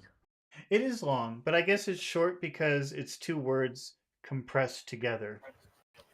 So let's consider it small, even though I agree with you.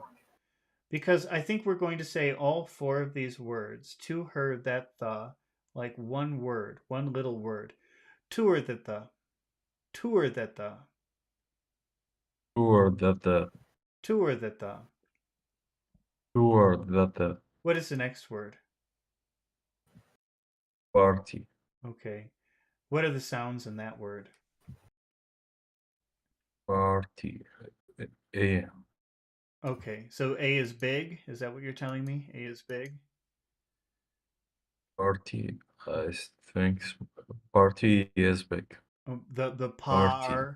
par part is big. And uh, D is pretty small. Party, party. Party. You hear that? How one part is big and one part is small. Yes.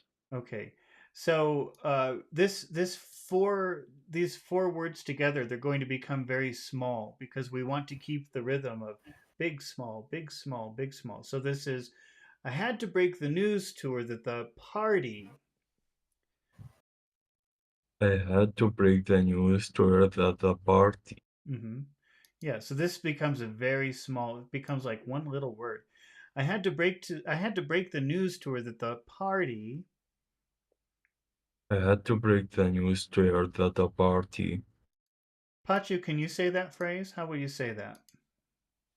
So I had to break the news to her that the party Okay. Now, should you say news or just news? is a news. Yeah, just do it like that. Don't add any music to it yet. We'll talk about the music in a minute. I had to break the news to her that the party, I had to break the news to the party. news to her that News to her there the that the to her that the. to her there Mhm. I to had her to break. that the I had to break the news to her that the party. I had to break the news to her that the Okay. party What do you think about the next word was? Do you think that should be a big sound or a little sound? has a little sound. Okay, so we'll say de was. So we have party was. Divas party was. Hmm. I had to break the news to her that the party was. I had to break the news to her that the party was Hmm. And then what is the final word in that phrase? is a cancelled. Is a Are there cancelled. are there any big sounds in that word? Yes, it's a can. Can, can. Okay. Party was cancelled. The party was cancelled. I had to break the news to her that the party was cancelled. I had to break the news to her that the party was cancelled. Now, should it be news or just news? The news. Yeah, so that's a different. When you're using your language, you're singing a different song. But it would be better Yes. if you tried to sing the English song. But we'll talk about that in a minute.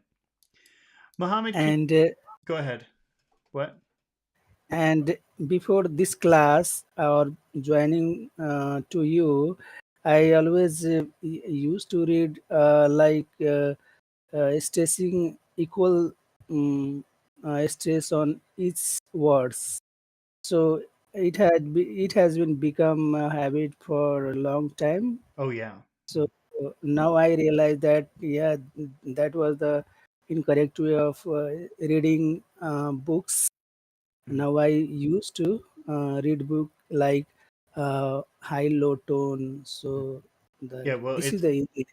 it's Yeah. but it's three-dimensional, so it's not just high low, but it's also long short. So it goes this way, and it also goes this Yes. way. So it's three-dimensional language. But this will, if you master it, this will really help you with your accent. Yes. Mohammed, how will you say that whole sentence? I had to break the news to her that the party was cancelled. I had to break the news to her that the party was canceled. Try it again. I had to break the news to her that the party was cancelled. Okay. How many phrases do you think we could divide this sentence into? Two. Two? Okay, what are the two phrases? After the news. Okay. Well, you know what? What is the function of the word that? Yes. What is the That, yeah, what purpose does that word serve in this sentence? like, um, I don't know. Well, it's like connecting two ideas. So it's a word, that word that connects two things together. So I think it would be more logical if we separated the phrases at the word that. Yes. Yes. Does that make sense to you? Do you understand? Yes. Okay. Yeah, so that's a word that connects two phrases. Now, in the first phrase, is this a serious idea or is this a happy, friendly idea? Serious idea. It's a serious idea.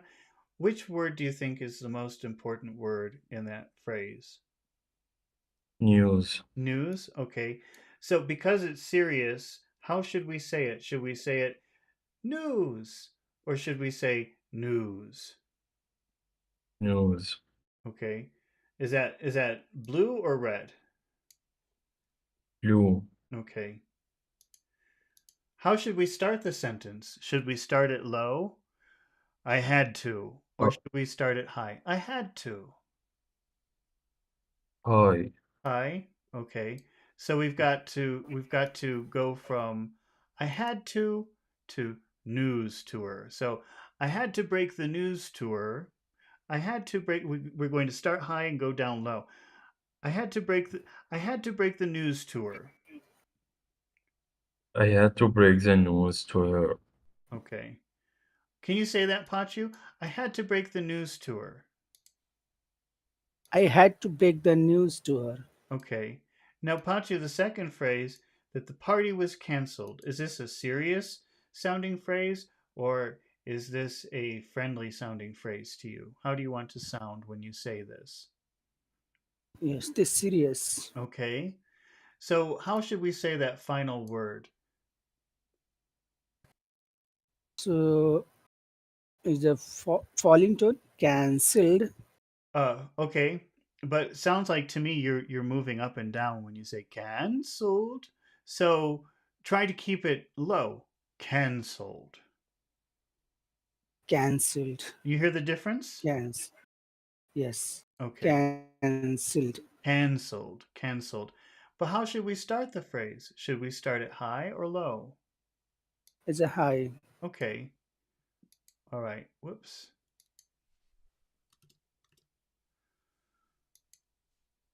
We'll make that red. Okay. That the Yes. party was canceled. That the party was cancelled. I had to break the Cancelled. news to her that the party was canceled. I had to break the news to her that the party was cancelled. Cancelled. Wait, cancelled or canceled? Which one? Is it cancelled? Yeah. Yeah. I guess that your language is more musical. You like to put more notes in your words. So here, let's just say Yeah. cancelled. Someone also said to me that the Nepali uh, language has many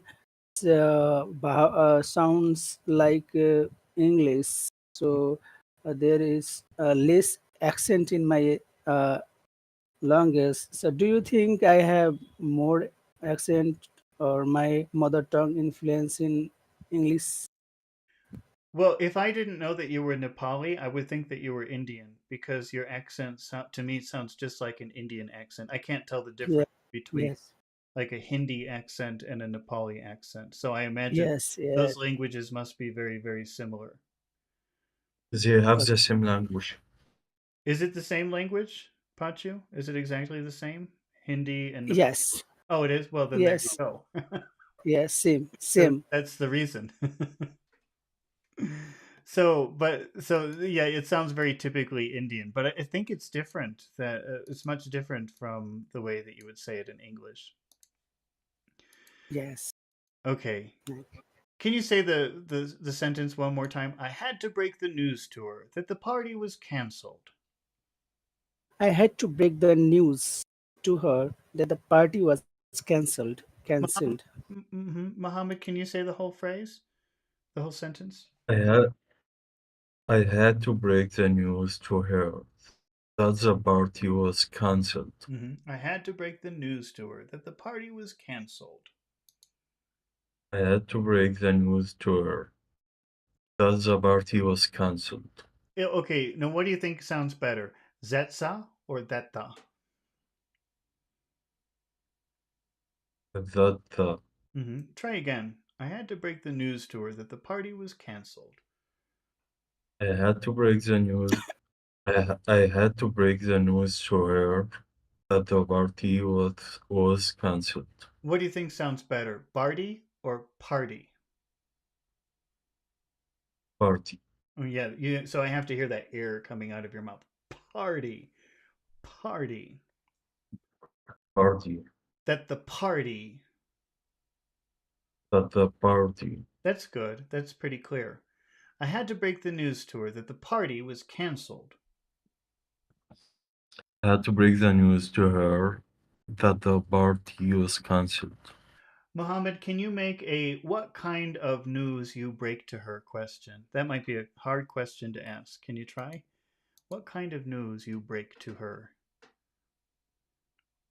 What the news Mhm. you have? What kind? What did the news?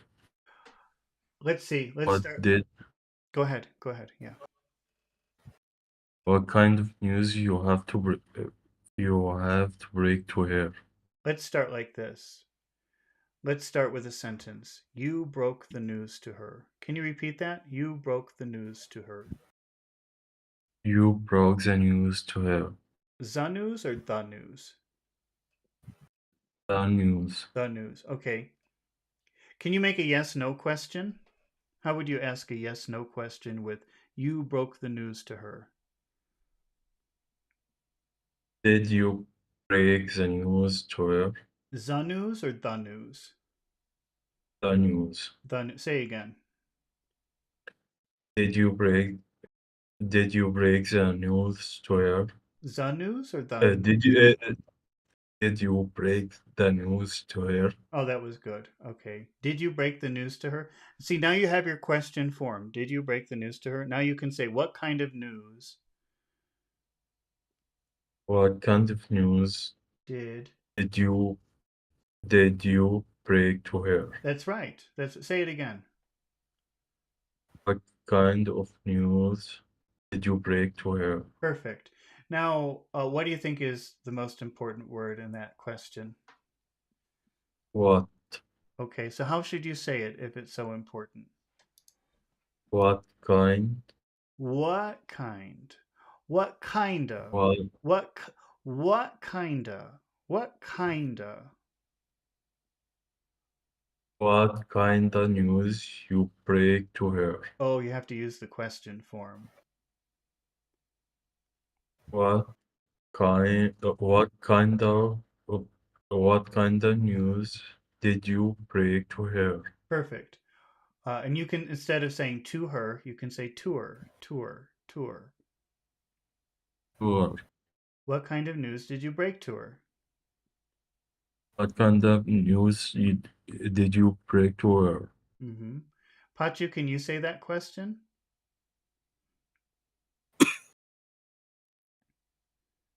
Pachu, are you there? Yes, yes, sir. Can you say that question? What kind of news did you break to her? What kind of news did you break to her? Okay. And can you tell me the answer? I had to break the news to her that the party was canceled. I had to break the news to her that the party was cancelled. Okay. Cancelled Now, is it news and cancelled, or is it news and cancelled? Which one is better? is is a news and cancelled. Cancelled. Cancelled. Is it cancelled or cancelled? The cancelled. Right. Cancelled. Try again. I had to break the news to her that the party was cancelled. Okay. Is it news or news? Is a news. That's right. Try Is again. a news. I had to break the news to her that the party was cancelled. Okay. All right. All right. So that's break the news, which means give someone bad news. Share some bad news for the first time with someone. Give someone the bad news. Now, let's move on to our next vocabulary word, which is stumbled. Pachu, have you ever seen that word stumbled before? Yes, stumbled. What does that mean? Yeah, Stumble. Stumble. stumbled like obstacles, which stops. Okay, so maybe you have an obstacle and then you fall. Yeah, You fall because of the obstacle, something like that. yes, yes, Kind of like yes. that. Okay. Can you read the sentence? What is the sentence? So he stumbled on the stairs while carrying his groceries. What are groceries? Groceries. Uh-huh. Do you know what that is? Yes, groceries means like retailing items. For example, uh, food, maybe food grains or any shopping items. Not any shopping items, but shopping mostly food. It's mostly about food. Okay, so yes. Or maybe Okay, maybe cleaning, maybe some cleaning supplies, I think, but mostly food. I would say it's mostly food. Okay. okay, yes. Okay. How would you say the first four words of that sentence? How will you read that? He stumbled on the. He Okay, stumbled on the okay, he's so I don't want to say it. I want you to recognize what is the big sound in those four words. stumbled, That's right. That's right. stum, So the other sounds are very small. It's just the words. It's just the sound stum, which is big. yes, So the way it yes. sounds is he stumbled on the. He stumbled on the. He, he stumbled on the. He stumbled on the. He That's stumbled on the. that's how it sounds.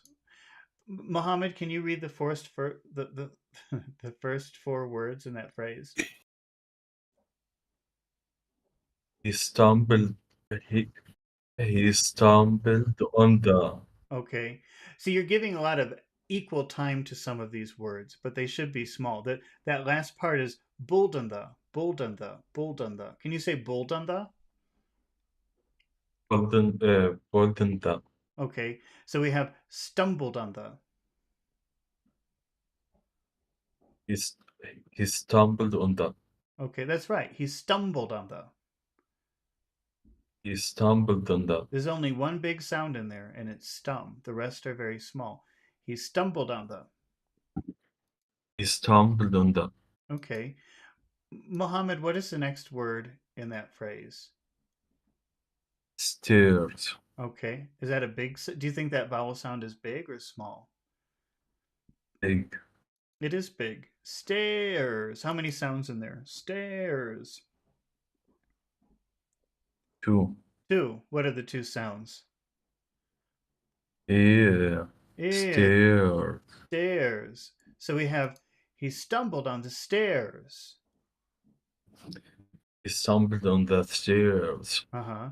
That's right. So we have small, big, small, big. He stumbled on the stairs.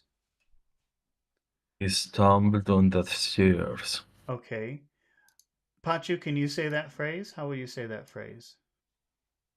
So he stumbled on the stairs. Yeah, he stumbled on the stairs.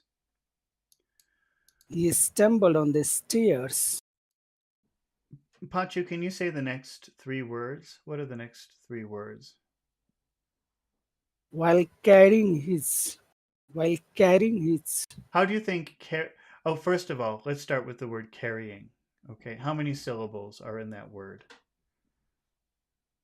is a car carrying Two? carrying. How many? Two or three? Yes, two.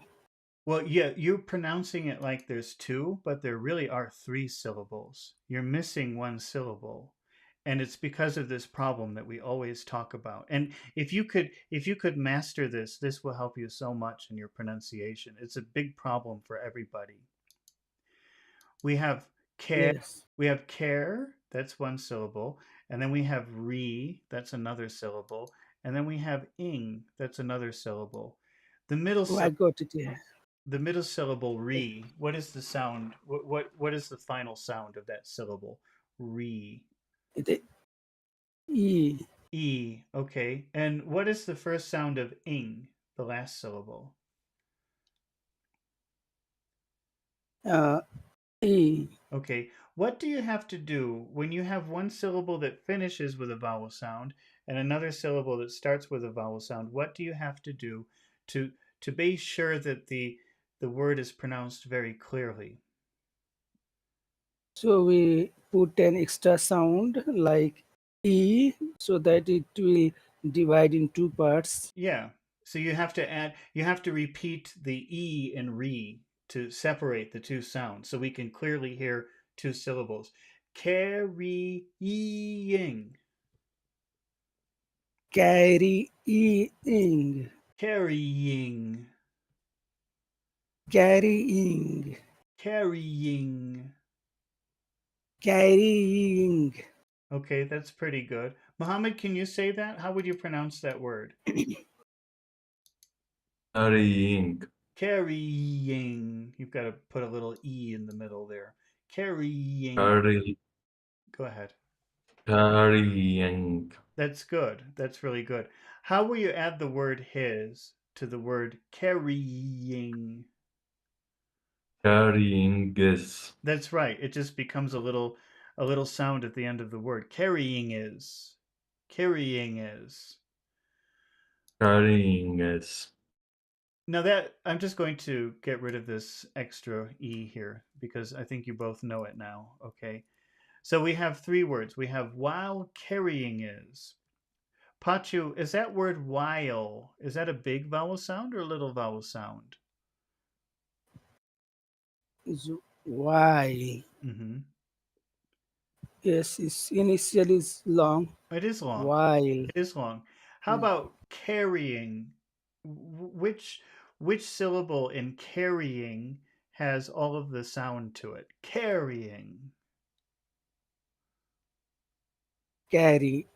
Carrying. Yeah, carry. No, really, it's care. Carry. It's care. Carrying. Okay. So first is a carrying. Yeah, that final part sounds big, but it's because of that extra E in there, but it's really re and ing. So it's kind of small. Re-ing. Okay. Re-ing. Yeah. Carrying. Okay, Carrying. now while, that's a really big sound, right? Do you agree? Yes. Yes. Okay, but we have our pattern of big, small, big, small, big, small. So do you think it would be a good idea to say while carrying? Do you think you would No. that sound natural? So how should you pronounce while, do you think? So in low voice, with the while carrying. Well, not low, but short. But short. So Yeah. short. While carrying. While carrying. While carrying. While So carrying. he stumbled on the stairs while carrying. While carrying is. What's add is to that? He stumbled on the stairs while carrying is. He stumbled on the stairs while carrying him. Carrying is. Care is that's the really big sound there. Care. It's a carrying. It's carrying. Care Carrying. carrying. Carrying. Carrying. It's carrying. Can you say the whole Carrying. he stumbled on the stairs while carrying is? He stumbled on the stairs while carrying. Carrying is. Carrying it. Say the word his. Try again. He stumbled on the stairs while carrying it. Okay. But you have to be careful though because, there are two words and it sounds like you're saying the wrong word. So I'm just putting two words up here. Let's compare them for a minute. But this is the difference between a word with one syllable and two syllables. So it's kind of important to notice the difference. Can you see the two words that I've written under the sentence, Pachu? Yes, sir. Yes. How do you say number one? It's a caring. Caring. Caring. How do you say number two? Is a Carrying. Okay, but you have to add that extra sound in there. Even if we're making it small, it still needs to be there. Carrying. Okay. Carrying. Yeah, that's good. Carrying. Carrying. Carrying. Carrying. Carrying. Carrying. Do you know what the difference is? Physically, the difference is that when you say caring, you do not pull your tongue back the way that you do when you say number two. So when you say number two, you say carrying. You pull your tongue back like a snake ready to attack. Carrying. Okay. The carrying. Ying. Carrying. Yeah. But number Carrying. carrying, yeah, that's good. But number one, you just say caring. Okay. Carrying. Yes. How do Yes. you say Okay. number one? Got it. Yeah. It's a caring. Caring. How do you say number two? It's a carrying. It's carrying. Carrying. You've got to pull your tongue back when you say ying. Carrying. Carrying. Carry, say carry. Carry. Say ying. Ying. Ing. Ying. Not, Ing. not ing. Ying. You've got to push your tongue back. Ying. Ing. No, Ing. you're not pulling your tongue up. You've got to pull your tongue up like a snake ready to attack. Ying. Ing. Ing. Yeah, you've done it before, but right now I guess you're having a little problem with it. But that's okay. We'll just keep practicing it. Mohammed, can you say number one? Hearing. And how would you say number two? Carrying. Okay, that's good. Mohammed, can you say he stumbled on the stairs while carrying his. He stumbled on the stairs while carrying his Okay. What do you think about that final word? Can you say that final word? groceries. Groceries. What is the big sound in that word? Grow. Grow, grow, grow. Grow. Gross, Grow. grocery. Groceries. Yeah, so we have our big, small rhythm. He stumbled on the stairs while carrying his groceries. Can you say the whole thing? Stumbled on the stairs while carrying his groceries. Pachu, can you say the whole thing? He stumbled on the stairs while carrying his groceries. Okay. Pachu, how many phrases do you think we could divide this sentence into? There's two, Two? What are the two two phrases? or three, Okay, two well, or maybe three. tell me how you want to divide it. There are probably a couple of ways you could divide it. So, which one do you prefer? So he stumbled on the stairs Okay. And what else? Is that it? while carrying. Yes. Okay. So, do you want two or three? While, while carrying his groceries. Okay. Yeah. Maybe three or two. Okay. Which one? Just While make. carrying. Do you want Yes, two. just two? Okay. So, in the first phrase, he stumbled on the stairs. Is this a serious? Do you want to sound serious when you say this, or do you want to sound friendly? Is this serious? Serious? Okay. Yes. Well, what is the most important word, do you think, in this phrase?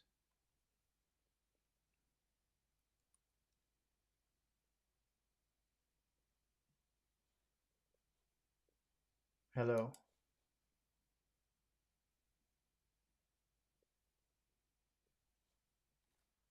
Uh-oh. I think Pachu has disappeared. Mohammed, can you hear me? Yes. Okay. Uh, what do you think is the most important word in this phrase? He stumbled on the stairs. Stairs. So how should it sound if it's a very serious word? In blue. Blue? Okay. Low. Stairs. Stairs. All right. And how should we start Yes. the phrase? Stairs. Okay, Pachu's back. Pachu has returned from the land of mystery.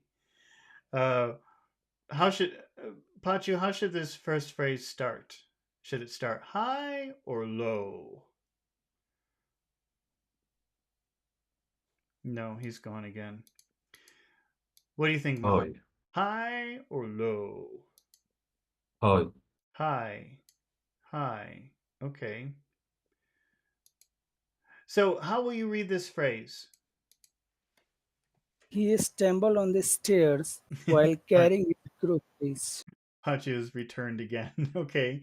He stumbled on the stairs. So start high and go low, Pachu. He stumbled on the stairs. He stumbled on the stairs. He stumbled on the stairs. Try to sound high to low.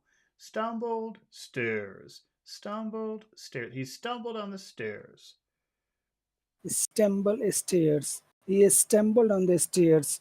Muhammad, can you say that? He stumbled on the stairs. He stumbled on the stairs. Okay. All right, Mohammed, what about the final phrase? While carrying his groceries. Do you want to sound serious or happy and friendly when you use this, when you say this phrase? Serious. Serious, okay. And what is the most important word, do you think, in that phrase? Groceries. Groceries, okay. So let's say that in a low tone. Groceries, groceries, groceries. Groceries. How should we start the phrase? Should we start it low or should we start it high? High. Probably high. Most phrases start pretty high.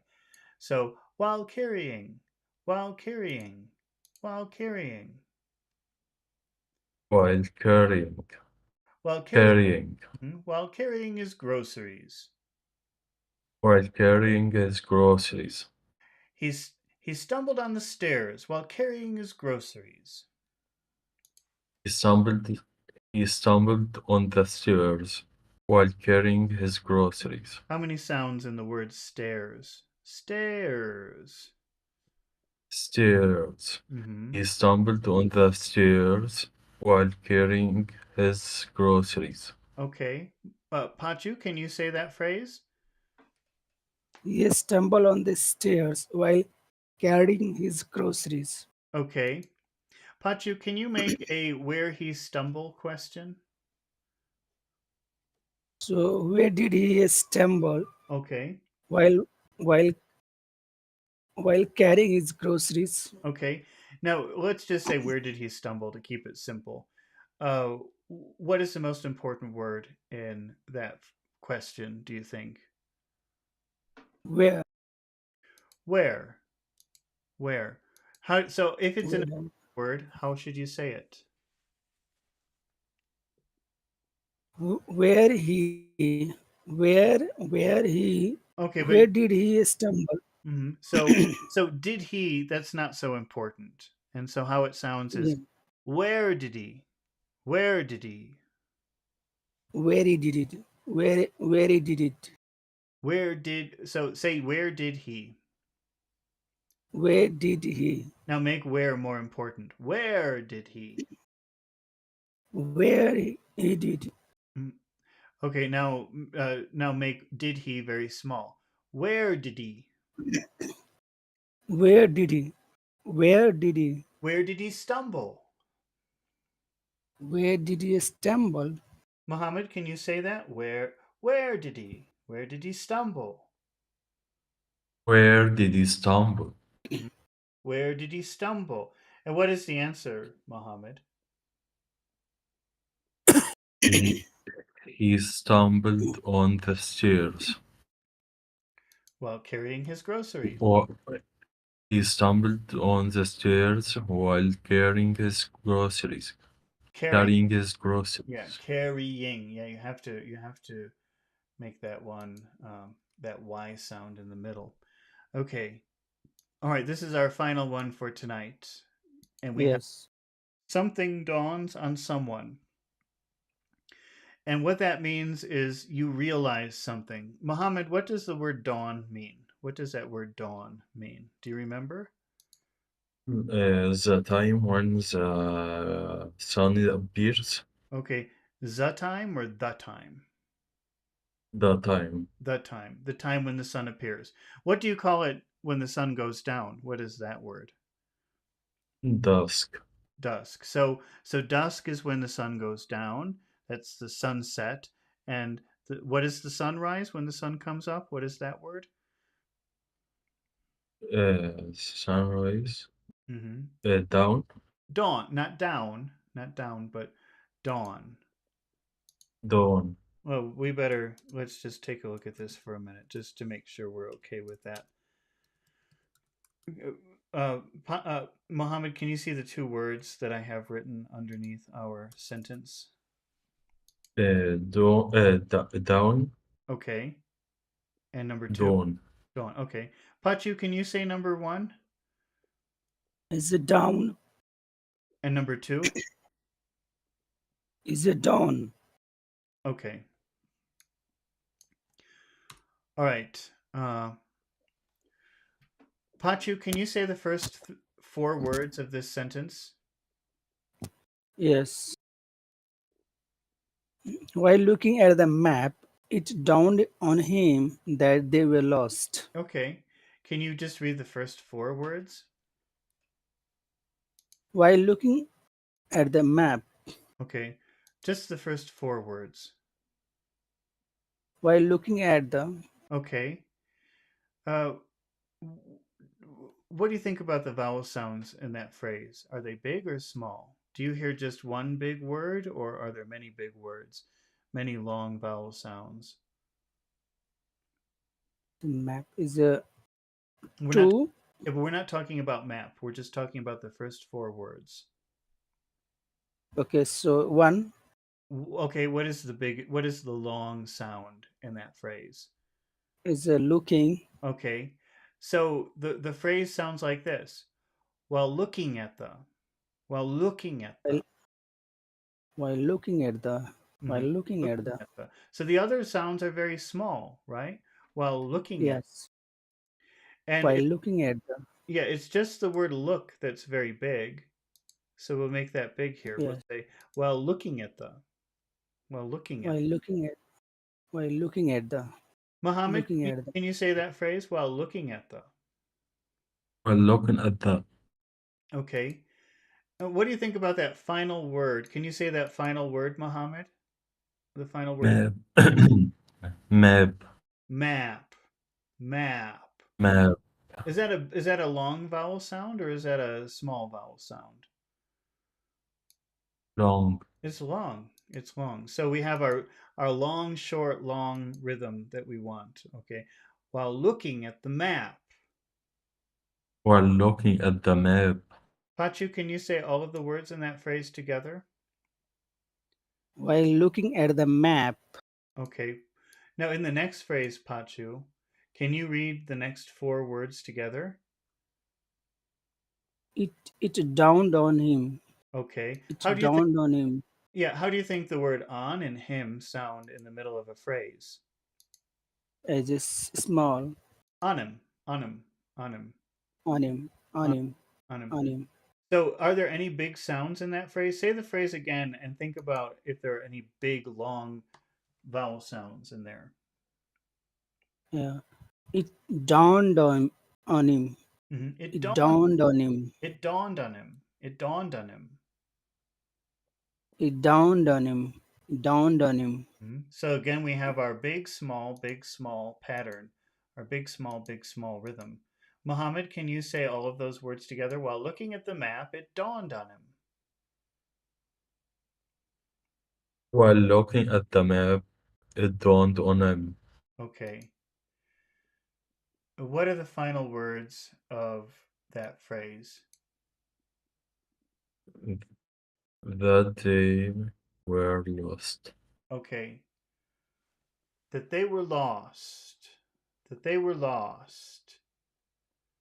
Do That you they were lost. do you notice any which word do you notice as the big word? Were and lost. That they were lost. I think I would just say lost. I mean, you can if you want. You can make were big if you want, but I think probably in a typical neutral sentence, all of these words on them that they were would just be one word. On them that they were. On them that they were. Anam the On them that they were Hmm. lost. Yeah, this is like one word and it becomes very small. On them that they were. On them that they were. On them that they were. On them that they were lost. On them that they were lost. It dawned on him that they were lost. It dawned on them. It dawned on them that they were lost. Okay, lost or lost. Which one is better? Lost. Yeah, it's a long sound. It's got to be pretty long. It dawned on him that they were lost. It dawned on them that they were lost. While looking at the map, it dawned on him that they were lost. While looking at the map, it dawned on them that they were lost. Pachu, can you say on him that they were? On him that they were? On him that they were. Mm-hmm. On him that they were. On him that they were lost. On, on him that they were lost. It dawned on him that they were lost. It dawned him that they were lost. Dawned on him that they were. Dawned on him that they were. Dawned him that they were lost. Dawned. Say dawned. Dawned. Say dawned on him. Dawned on me. And dawned on him. Dawned on him. Dawned on him. Dawned on him. Dawned, Dawned on him. dawned on him that. Dawned on him that. Dawned in him that. Dawned in him that. Dawned on him that they were. Dawned in him that they were. Okay, is it in or on? On. Yeah, that's right. It's not in, it's on. Dawned on. Dawned on. Dawned on. Dawned on. Dawned on. Dawned Dawned on him. It dawned on him that they were. It dawned in him that they were. In or on? Dawned on him that they were. It dawned on him that they were lost. It dawned him that they were Dawned lost. on him. Dawned on. You keep saying in, but it's on. Dawned on him. Dawned on him. Dawned on.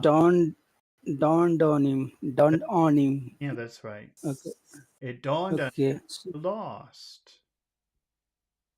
It dawned him. It dawned in him that they were lost. On, not in. Is on, not in. Dawned on him. Dawned on him. Dawned on him. It dawned on him that they were lost.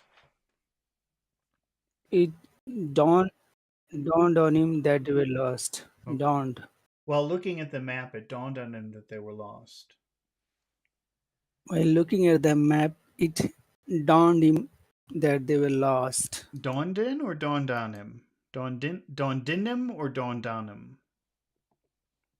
Dawned on him. Mhm. Dawned on him That they were lost. that they were lost. Mohammed, how will you make a question like what they looking at when? How will you make a what they looking at when question? What Or what they I'm sorry, not were. I made a mistake. Is what he looking at, not what they looking at. What he looking at when? What he was looking at when it dawned. Okay. Well, when it dawned, that means when the sun came up. But that's not what we want. We want when it dawned on him that they were lost. What was he looking at When when it dawned on him? dawned, Dawned on dawned on him, dawned on him. when it dawned on when it dawned on him That. that they were lost. Oh, that's a really complicated question. Try it again. That was good though. It was right. What he was looking at when it dawned on him that that they were lost. Okay. All right. Now, what is the most important word, do you think, in that question? What? Okay, so how should it sound if it's very important? What? What? What? What? And then we have what were they? Were they? That becomes very small. What were they? What were they? What were they? What were they looking at? What? Um, you are where? What were they looking at? It's what were they were looking at? Okay, you have to use the question form. They were, that's a statement. Were they, that's a question. We have to use the question form. What were they looking at? What were they looking at? What were they looking at when it dawned on him? What were they looking at when it dawned on him? What were they looking at when it dawned on him that they were lost? What were they looking at when it dawned on him when That they were they lost? that they were lost, that they were lost, that they were lost. That that they were Well, lost? that's hard. That's a very long question. What were they looking at when it dawned on them that they were lost? What were they looking at when it dawned on him that they were lost? Okay. Pacha, can you try that? What? What? What is What, what? what were they? What were they? What were they? What, What were they? what were they looking at? What were they looking at? What were they looking at when it dawned on him? What were they looking at when it dawned him? Dawned on him, dawned on him. Dawned on him? Dawned on him? What were they looking at when it dawned on him? What were they looking at when it dawned on him? What were they looking at when it dawned on them that they were lost? What were they looking at when it dawned on him? Dawned on him, dawned on him, dawned on him, dawned on him. Dawned on him? Dawned on him? Dawned, Dawned on him? dawned on him that they were lost. Dawned on him that they lost, They were lost, that they were lost. that they were lost, What were that they were lost. what were they looking at when it dawned on him that they were lost? What were they looking at it when it dawned on him that they were lost? What is the answer, Mohammed? They He said, they were looking mhm, at mhm, they were looking at the map when it dawned on them mhm. that they were lost. Okay, wonderful. Can you say that one more time, Pachu? They were looking at the map. While they were looking at the map, it dawned on them that they were lost. Say it one more time. Okay, so while looking at the map, it dawned on him that they were lost. All right. Okay. Well, I think that we're going to finish here for today. Yeah, And thank you, sir. uh, I'm not, so far, I'm not sure about tomorrow morning. I have to think about it, but I will try Yes, to okay. do tomorrow morning. We'll see. Okay. Thank you, sir. All right. Okay. Thank you, everybody, for watching and your questions and your comments. And I hope you come back soon when we when we do another one. Okay. Bye bye. Okay. Bye Bye bye. bye.